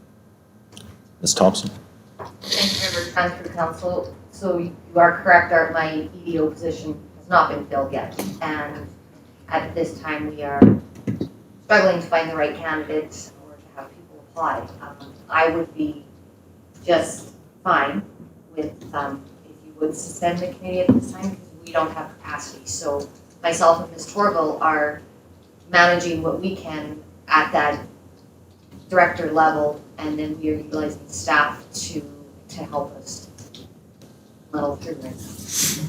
So capacity for us is Limited.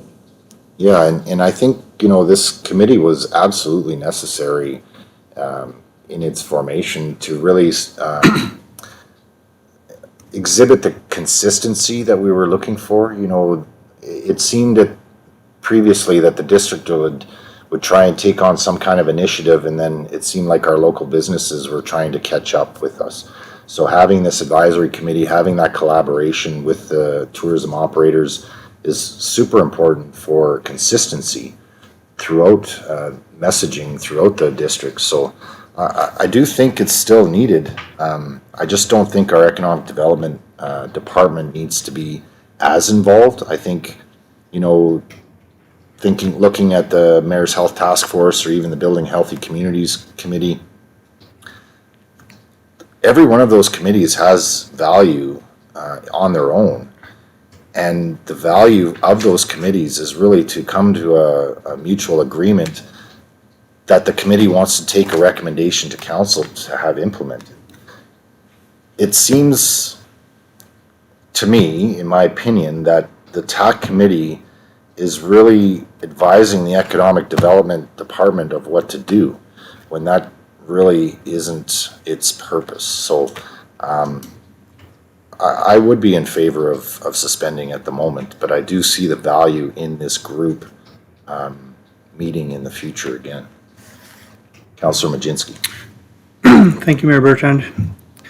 When you say you like to see all the consistency and you see things happening, but if we suspend it, we lose that consistency. So then when we want to reopen up this TAC committee, you're going to have to start over again from scratch. So yeah, we might not have an EDO now, but maybe in 6 months we will. They can still be compiling information, still going month to month. That's only 6 more meetings, you know, and they can still reach out to maybe a B&B that they haven't, you know, and see if somebody would like to sit on that board. They can reach out to all the user groups, you know, Wolverine, Northern Mountain Site, Grizzly Valley ATV Club, Snowmobile Club, whatever. And then even look at talking to the chamber and see if they can help out, and they can all collaborate on, you know, grants and stuff like that as well. It's not just about kind of come up with all these new ideas. They can just kind of information share, you know, and a lot of these groups are more active in the summertime than the winter. So this is a good time for all of them to kind of collaborate now. I don't think it's necessarily a good idea to suspend it. This is my opinion. Yeah, good points. Councillor Kirby? Thank you, Mayor Bertrand. You made a comment that the TAC committee advises the economic development. That's not really how it goes. Economic development will set on an agenda to ask members of the Tourism Advisory Committee questions such as the visitor guide that we put out every year. You can't put that out without having your groups like the Wolverine Nordic Mountain Society, the Geopark, the ATV Club, and et cetera, without their input, because they're the ones who know all the information.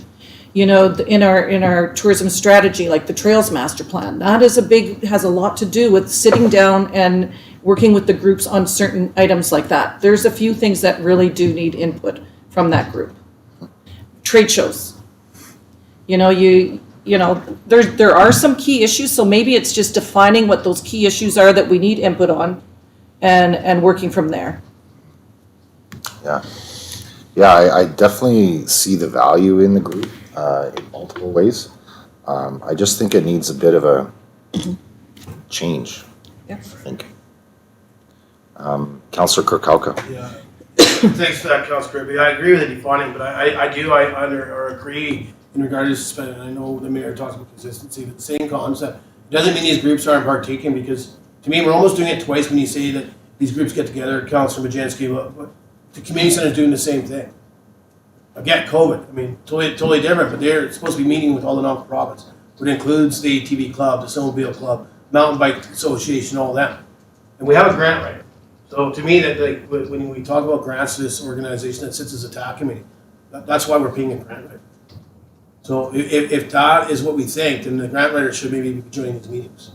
So my thing is that when you listen to staff and they're saying that they don't have the capacity to keep doing this, like I think Councilor Curry hits it on the head that we need to define it. We need to take some of that stuff off, put some different stuff on, give it a different direction of what maybe bring the committee in. Ask them some of their thoughts. Like I get the minutes. I read what Councillor Kirby sends out, or I'll see that because I'm the co-chair. And I do. I think even a lot of them, it's starting to outreach it so much that it's not even on track anymore.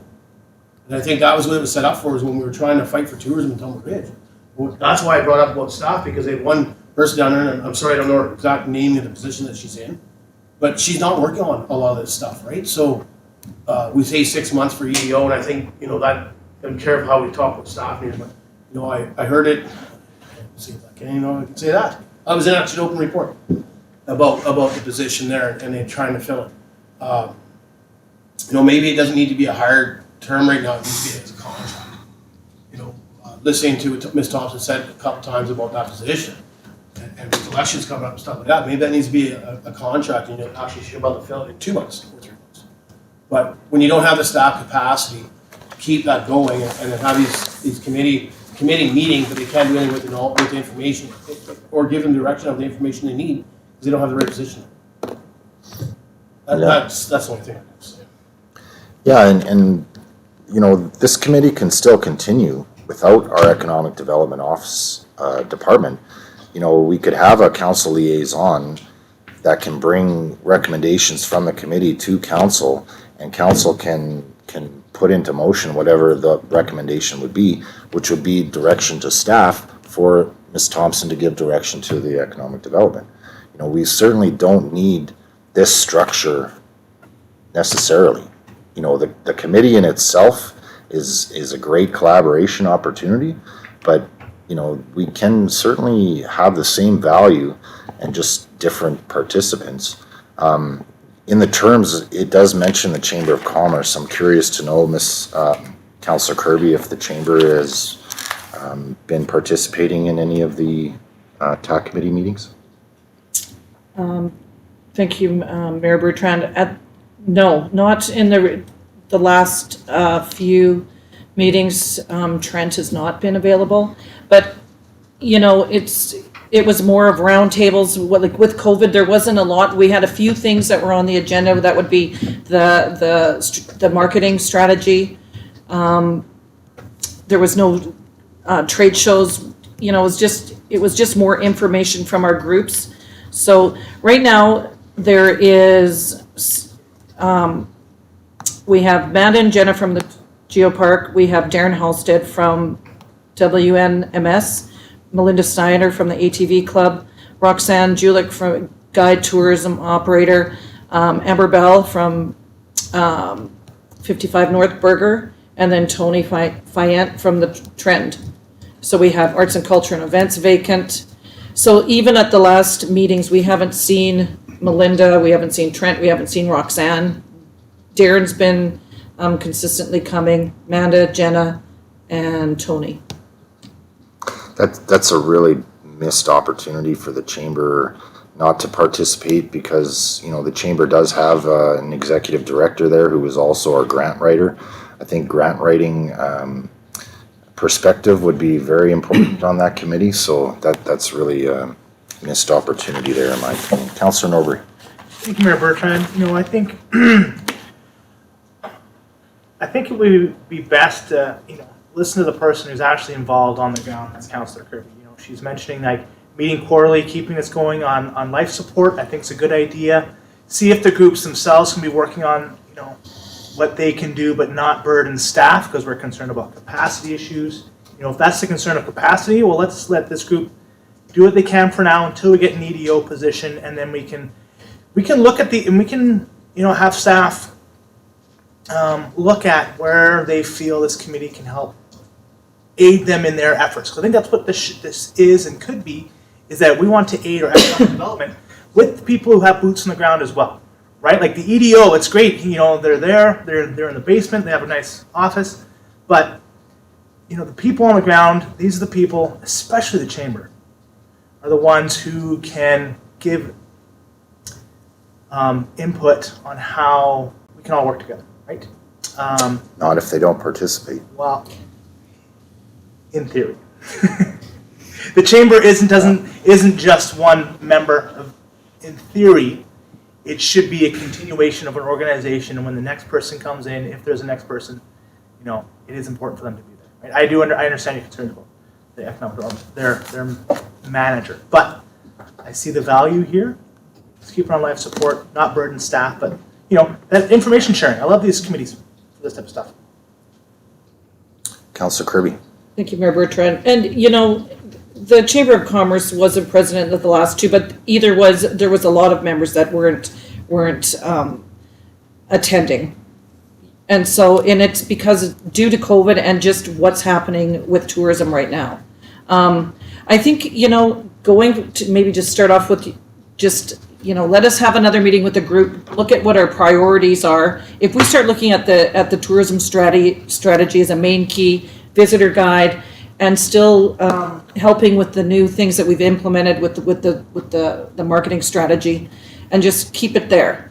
You know, it doesn't have to be, it could be bi-monthly, you know, till we can figure it out. We can have time that staff can look into it more and have it, and maybe have a meeting within the group, like with myself and maybe Councillor Krakalka, Jesse, and our CAO or Ms. Torvald, and just figure something out. Because just to say right now, let's like look at it a little harder and just find out how it benefits the district, because this is it is a district initiative. Mm-hmm. I agree. It doesn't appear that this committee is operating correctly.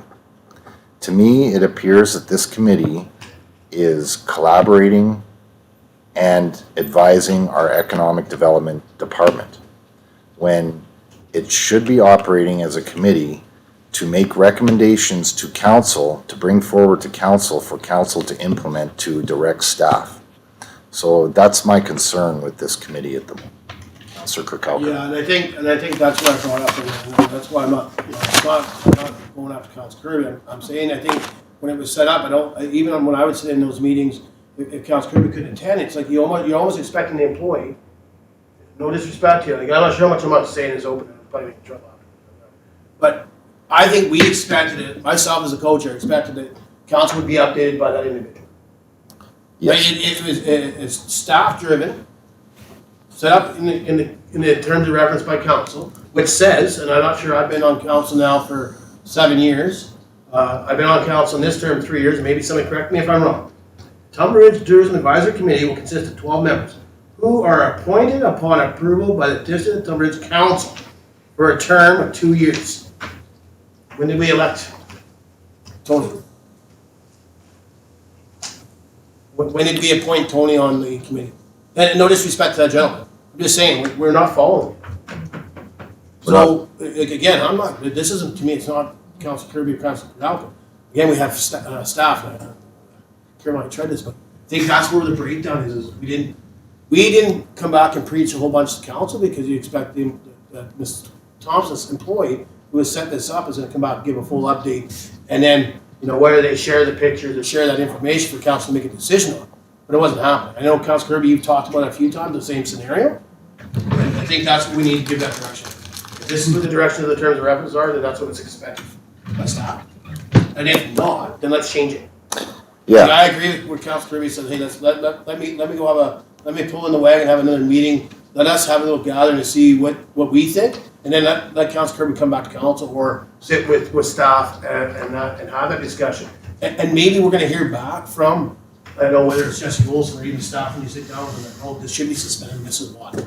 I'm doing this and this, does it not mean I cannot reach out I can still reach out to the geopark. I can still reach out to the hotel industry, I can still reach out to the restaurant individuals, I can still reach out to the museum. But like right now, let's do it on hold because this is something that this committee should be directed by this EDO position, and this is why. But we don't have that right now. Yeah, I agree. I agree with Councilor. Yeah, I think that's a great idea, and it's really an opportunity for the committee to go over these terms because the terms are really what dictates how the committee should operate and who is part of the committee. And if these terms aren't sufficient for the committee, I think it would be advantageous for the committee to really make those recommendations to us to make the necessary changes. I think for us to try and make them today as far as amendment goes would really be an assumption. Councilor Lehman? Thank you, Mayor. I kind of agree with having quarterly meetings, but the thing that kind of stands out is there doesn't seem to be a really broad range of participation. There seems to be 4 or 5 people that are always at these advisory meetings, yet there's as many as 12. So I think we need broader representation so that we get input from everybody instead of just a small group. It's like doing a survey. You get 4 people or 50 people when you're looking for 600. So maybe having fewer meetings will get you more participation from more groups, the restaurants and the rest of these groups that aren't really represented. I agree. I think capping it at 12 is a mistake because then you really get into potential conflict opportunities. So I think that should be another consideration is maybe open participation instead of capping with a number. That would be a good idea as well. Any other comments, questions? Okay. Moving on. 5.4, TR Health Needs Task Force Terms of Reference. Recommendation for discussion. Seconder, Councilor Kirkowka. All in favor? Carried. Thank you. Councilor Kirkowka? Yeah, this is what we were chatting about previously, and bring us back to add. So we had an emergency meeting with Northern Health BCM, and so at that point we maybe spoke in turn. I guess that meeting it was more to mention, I think it was by myself or whoever it was, but about having BCM sit on this committee as well. So we have Northern Health. We have right now 2 councillors with Northern Health. We have the intern chief of staff, and Mr. Dr. Hunt. And then we're missing that other person, which is BCMers. So what it is we got stuff going on, but we don't have BCMers at the table to find out. One other concept was the phone on the outside of that building. Maybe we would have had a bit of an update, because maybe BCMs would have spoke about it in the meeting, instead of Northern Health waiting to tell us in, I don't know, was it October or something, and it had to be removed by November 1st or whatever the date was there. So that's why I think what we're asking for here is just to add a representative from BCMs. which they've accepted, but we couldn't invite them. And, hats off to staff, they caught that and made sure that invite didn't go out. So we would have done something that council hadn't. Right. So we Staff caught that, so thanks to staff. make that as far as a motion. Yeah, I'll make a motion that we add, in regard to consisting following members, BC ambulance representative. Seconder, Councillor Lehman, discussion? Yeah, I think that's a very important piece. It's a bit of an information gap that I think we definitely need to fill. So thank you for staff for bringing this back. Any other comments, questions? Councillor Kirby? Thank you, Mayor Bertrand. Is there any other groups that should be involved in this task force besides BC Ambulance? I'm just thinking, we have the tier firefighter, like the firefighters, does someone, I don't know, I'm just, Councillor Kirkowka? So if we do need, we're allowed to reach out to those individuals. Okay. So to me, it seems to be centered on what we're working on. And we've actually, to me, we were almost going out of what our terms of reference was giving us guidance. So it actually came up in our last meeting. You'll see that when the minutes are approved, they get added to our agenda, that we have sent this out to every member of the committee from now on. That they get to read the term of reference, because to me, there were some things that people are starting to talk about in there that has nothing to do with what we're looking for. So we're definitely bringing it back into reality, that this is what our task is set by council. So we're not adding the healthy trail walk Yeah. that, they would like a staff member to come on. It was like, I didn't know what it was about, but, so I'll be honest, it's an open agenda where anybody that sits on here can email staff. I believe it's Ms. Torba that sends out our email saying, here's your next meeting, the agenda's being made. We all see what's getting added anyways. So some things get added and I didn't see the email, and it's like, well, what's that? And this time we did have staff sit in, and I was getting the elbow and they're like pointing at something. I'm like, boy, it's right on my notes, right? So we've actually now sent this out to everybody that's on the committee to redirect us on the terms of what council said for us. BCM thinks it's an important tool on that. Absolutely. Any other comments, questions? Okay, call the question. All in favor? Carried, thank you. Is there any other items in the terms that you feel need to be changed, Councillor Kirkowka? I was sitting on there, and my co-chair there is Councilor Lehman. I don't. There is some recommendations that will be coming from the task force, and a couple of one of them is a very big one in my mind. It's the passes that we allow, and I'm sure if I'm not taught to it at this point or not, because it's not quite in front of you guys, but right now we allow the passes over to the health center, to the doctors, to the nurses, and all that. But to be honest with you, they're not being handed out. So we had 4 intern, no, it wasn't doctors, come on. Nursing? No. It was Dr. Helm spoke about it. See, that's why I wish I had the paper. But anyway, we had 4 interns here in the summer, a couple weeks apart. They were missed. So there's a motion coming forward that Northern Health seems open to the idea that they will contact staff. Let them know there's a new person coming in. This is kind of the day that would work great for the meet and greet for council to come over. So the motion more or less reads that it's either the chair and the co-chair or the co-chair or both. But I think we're going to want to add there when it comes before council that any council member can come. It gives them an opportunity to know who Councilor O'Berry is. Never mind just from the library, but maybe they don't make it over there right away. They understand who council is, and this has actually come not only from council. This gift it's from our taxpayers. So they're not being given out. We have a new nurse. Her name's Andrea. I don't know exact length she's been at. She's still not been given one.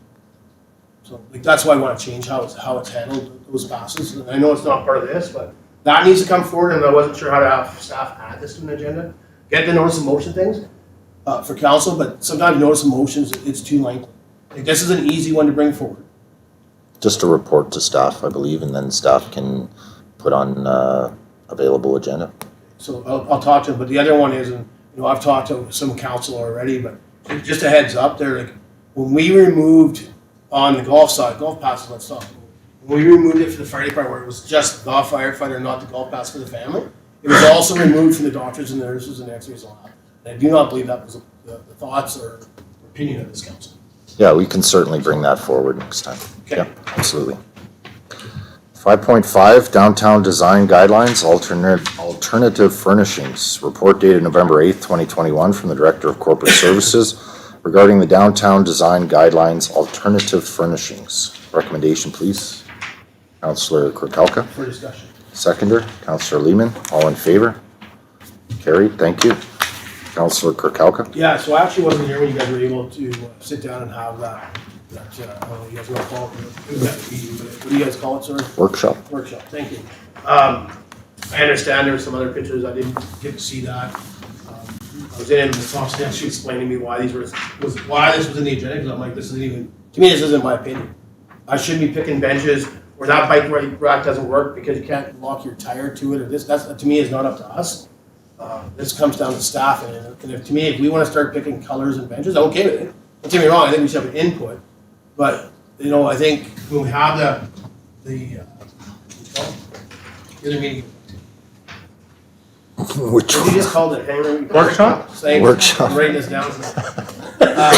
There's a lot of meetings. Like, I think you guys discussed a lot of things what you're looking for, and that's why staff brought that back, but again, I wasn't there, so I mean, to me, when council gives direction at a workshop, that they're not looking pulling cement or anything like this, does that not give direct direction to staff to move forward and come forward to say this is what we're going with? Or do we want to pick when we have those? Ms. Thompson? Thank you, Mayor Bertrand. So what we were doing is, this is our urban design guidelines. So what do we want our downtown to be like? How do you want it designed? So yes, there was a workshop with staff and with council. And we did feel at the end of that, with the information that we had received from our consultant, that everybody was kind of like, oh, not sure. We had more questions. So those questions came back, and it made apparent that the options that were given aren't going to be what we need. This metal wood patina, and as it rained, could stain our sidewalks, and as you walk past it, you could actually get rust on your clothing. So staff, I tasked a staff member to say, find something that will be for us. So between a couple of us, we picked these as an option that we felt were more for Tumbler Ridge. So what these are is these will actually be in our urban design guidelines, saying that this is what we're going to use in our downtown. And it's just in the downtown only. So that's where it came out. There were so many questions on what the options were, and the information came back and it was not satisfactory to us, so we found another option to present to council. Thank you. Follow up, Councillor.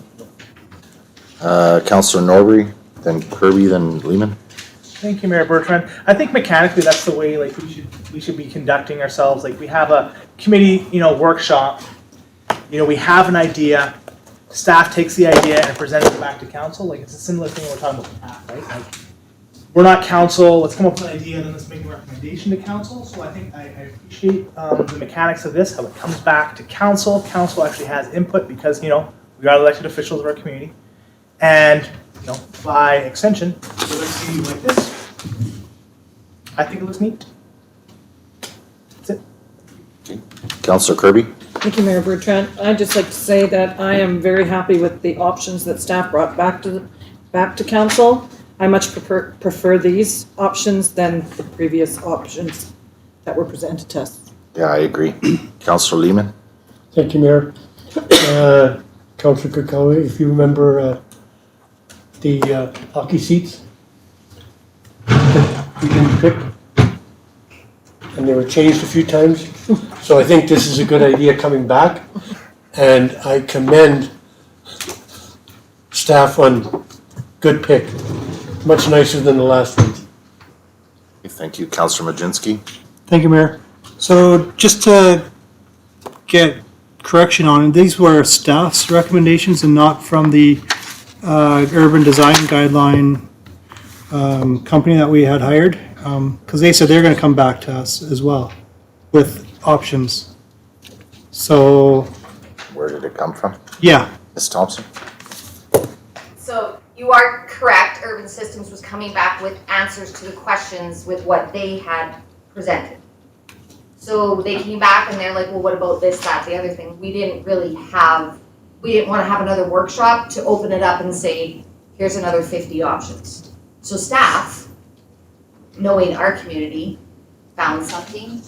And I will say that we did pick these of an options that my staff member did bring forward as a group. We picked our favorite one to present to council. So from here, these will be given to the consultant to be put in the report for the urban design guideline.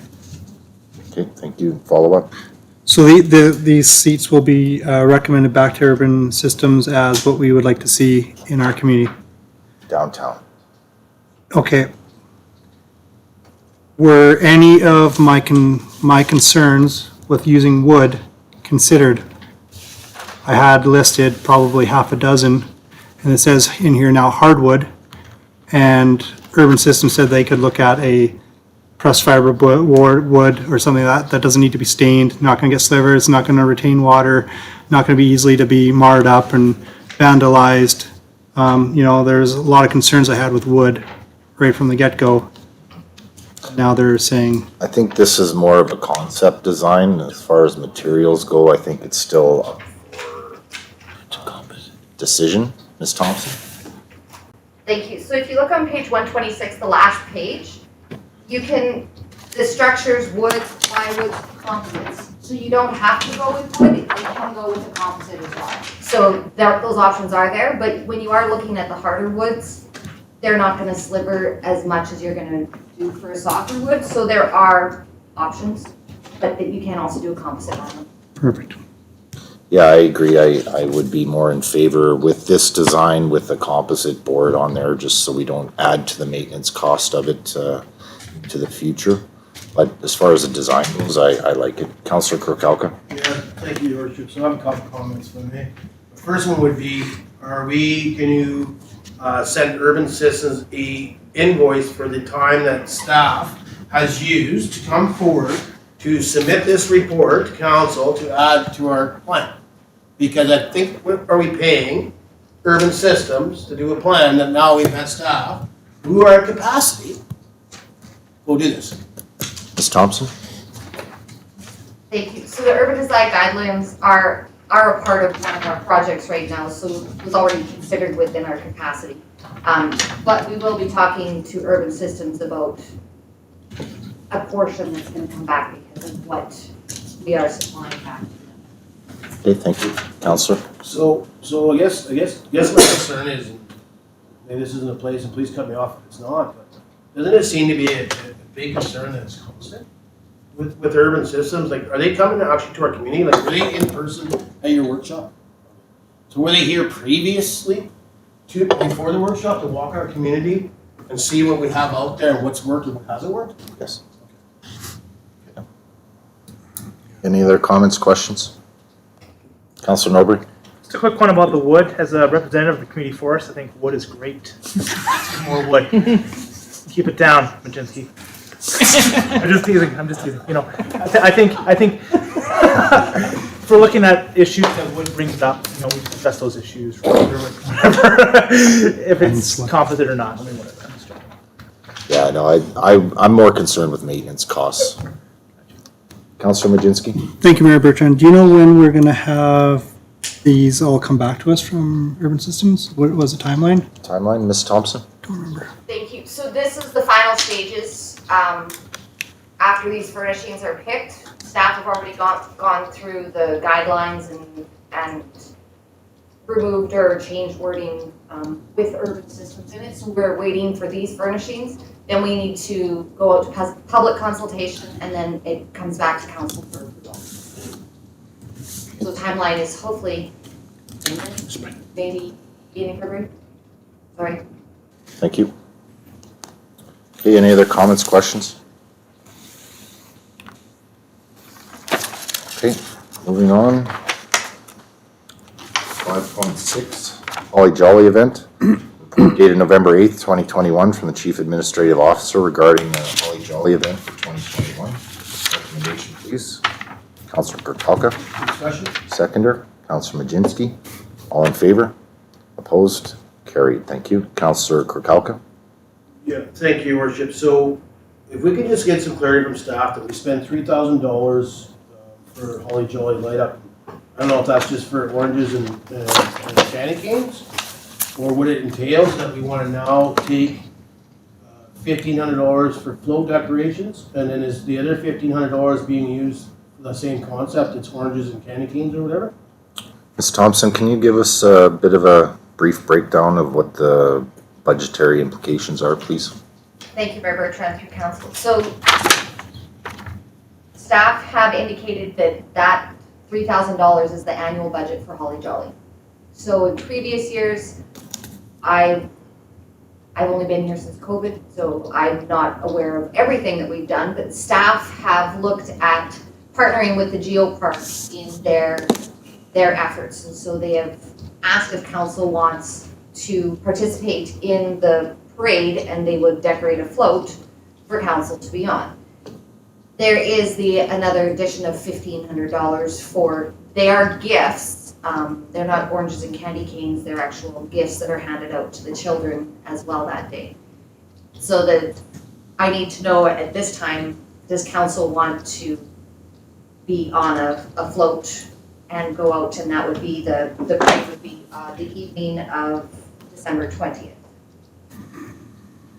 Okay, thank you. Councillor Kirkowka. Yeah, okay, not sorry, and I did read that, so I guess it comes down to whether councils, doesn't mean they'll have to be available, some councils. I was just curious, and this isn't even just throwing it out there, but I don't believe it would, and I can't, like, it's not that maybe we don't have it available, but I would not think it would cost us $1,500 to decorate a fire truck. To me, you get more out of, I mean, again, we'd have to ask through staff to make sure that there's the availability, and I think that comes down to whether there's a call or no call. To me, I remember when I would go down live, first council, even before I was on council, you know, they'd bring down the side-by-side and all that. It was a fairly big deal.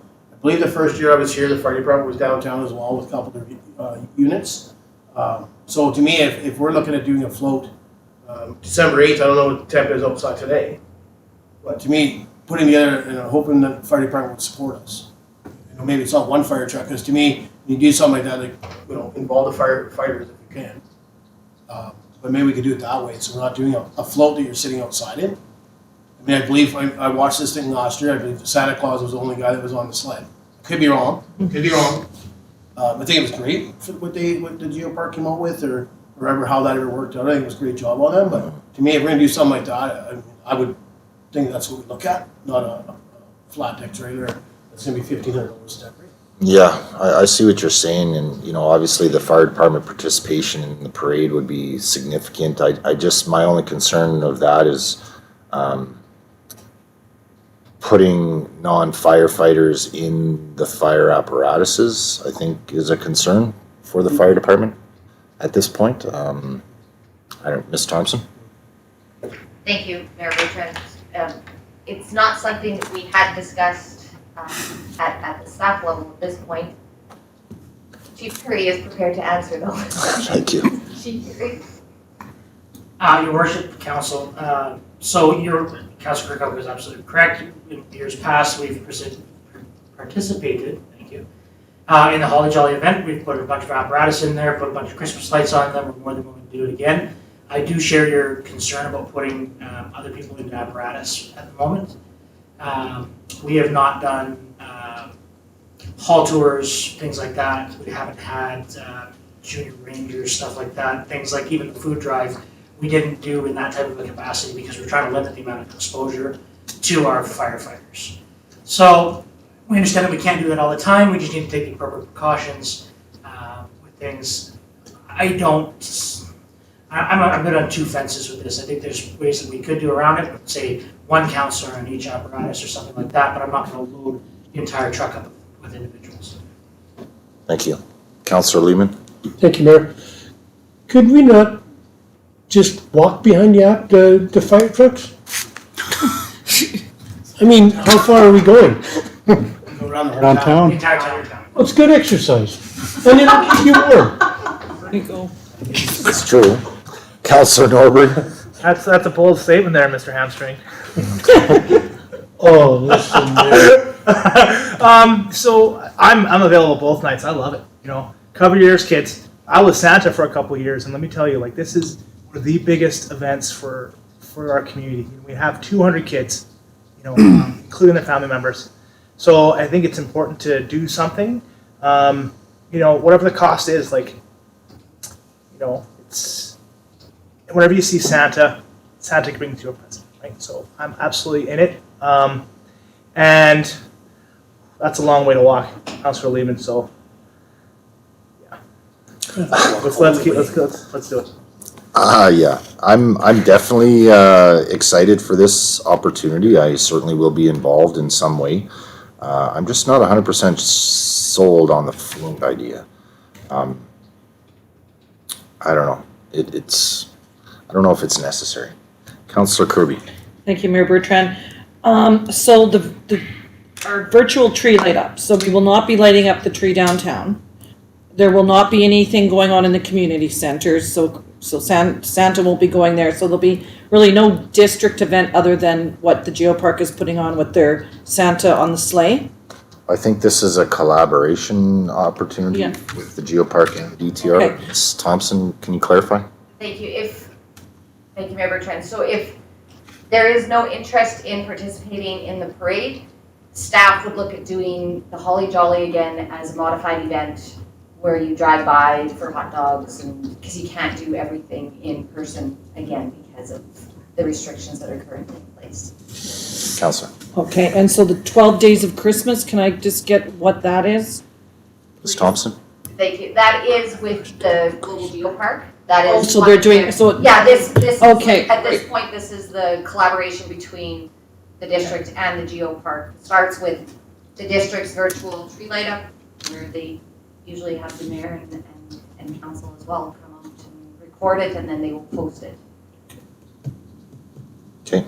Councillor And then Kirby. just one other thing, is there any chance that we would be open to fireworks around this event? I know with the orders right now, I'm just gonna ask the question. Ms. Thompson? Thank you. Thank you, Mayor Bertrand, through council. Staff's concerns are still the same at this time with the restrictions to even be able to say yes or no to fireworks. And I believe Chief Curry also has more to do with that. I'm gonna ask now. So your worship, council, we still have the fireworks from the Halloween. The current Northern Health restrictions are set to rescind on November 19th. I'm unaware right now where the Northern Health Authority is going to go with that. So there may be a possibility that we could do something. I'm not going to exclude the fact that it is a possibility, but we won't know until restrictions dictate. Thank you. Follow up. Councillor Kirby. Just think fireworks would be great for the Holly Jolly Christmas. It's a good way the district could chip in, I agree. but, okay, no, that was it. Okay. Councillor Kirkowka. Thank you, Your Worship. So listening from staff side of it, when staff spoke, there seems like there could be a way of working around maybe what they would allow through the fire department this time. So I think that's the thing we look at. It's not a float, we involve the fire department. Now, don't get me wrong, they only have so many vehicles, and we can't all partake. I mean, not everybody, don't get me wrong.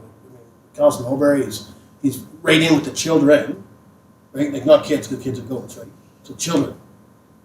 Right? Anyways, Children. we're getting a little silly I now. can bring a thesaurus Come on. for you if you like, Councillor Cook. So to me, it's very important for what he does. It's very, very important for what, in my opinion, right? Sure. So there's only so many trucks there. I just think if you involve the fire department, I think it's a huge thing, Absolutely. right? So I mean, if their staff was willing to have a way of working through their COVID restriction or COVID safety plan, and be able to add that in with some other restrictions for council to be involved on the fire apparatus, I think that's something. That's my opinion. Then we're not spending $1,500 to decorate a float. I'm not sure. I know previously they put stuff on the trucks for the food drive. So there's stuff there we can do that way too.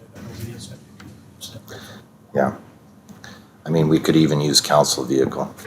Councillor Majinski. Thank you, Mayor Bertrand. I am in favor of the float decorations of $1,500 because we can utilize them year after year. We're going to probably do this year after year. We may as well have them, and then it's a bit of an investment. We obviously know that the kids love this, the families like it, and we can use the council or the district vehicle that's as part of the tow vehicle as well, so we can light that up and show all of our vehicles and assets that we can, put on video or whatever. We can have the vehicle parked out in front of the virtual tree light up as well, so I think there's a lot of things we can do with this, and the float decoration I don't think is that absurd of $1,500, especially if we can reuse it, whether it's lights, it's a blow-up Santa Claus on there, I don't know what they have, maybe it's elf outfits for all of us, I don't know. Oh my. Now we don't need to give staff any more suggestions here, Councillor Majinski. I think, thank you for that input. Appreciate it. Any more comments, questions? Good. This is going sideways. Does anyone wish to make a motion? Except Councillor Majinski. Councillor Lehman. I would like to see the money spent on gifts for the kids. I mean, if we want to decorate, I guess you need a motion, right? Or- No, you're welcome to provide your thoughts. I just think, keep the majority of the money for the gifts for the kids. And then worry about, decorating your float. Okay, so you are in favor of a float or no? I don't really care. I'd rather see it go to present. It's good. It's a good idea. Councillor Norbury. I'll make a motion that we can proceed with the Holly Jolly event with a budget of $3,000. Seconder, Councillor Kirby. Discussion. All in favor? Carried, thank you. All right.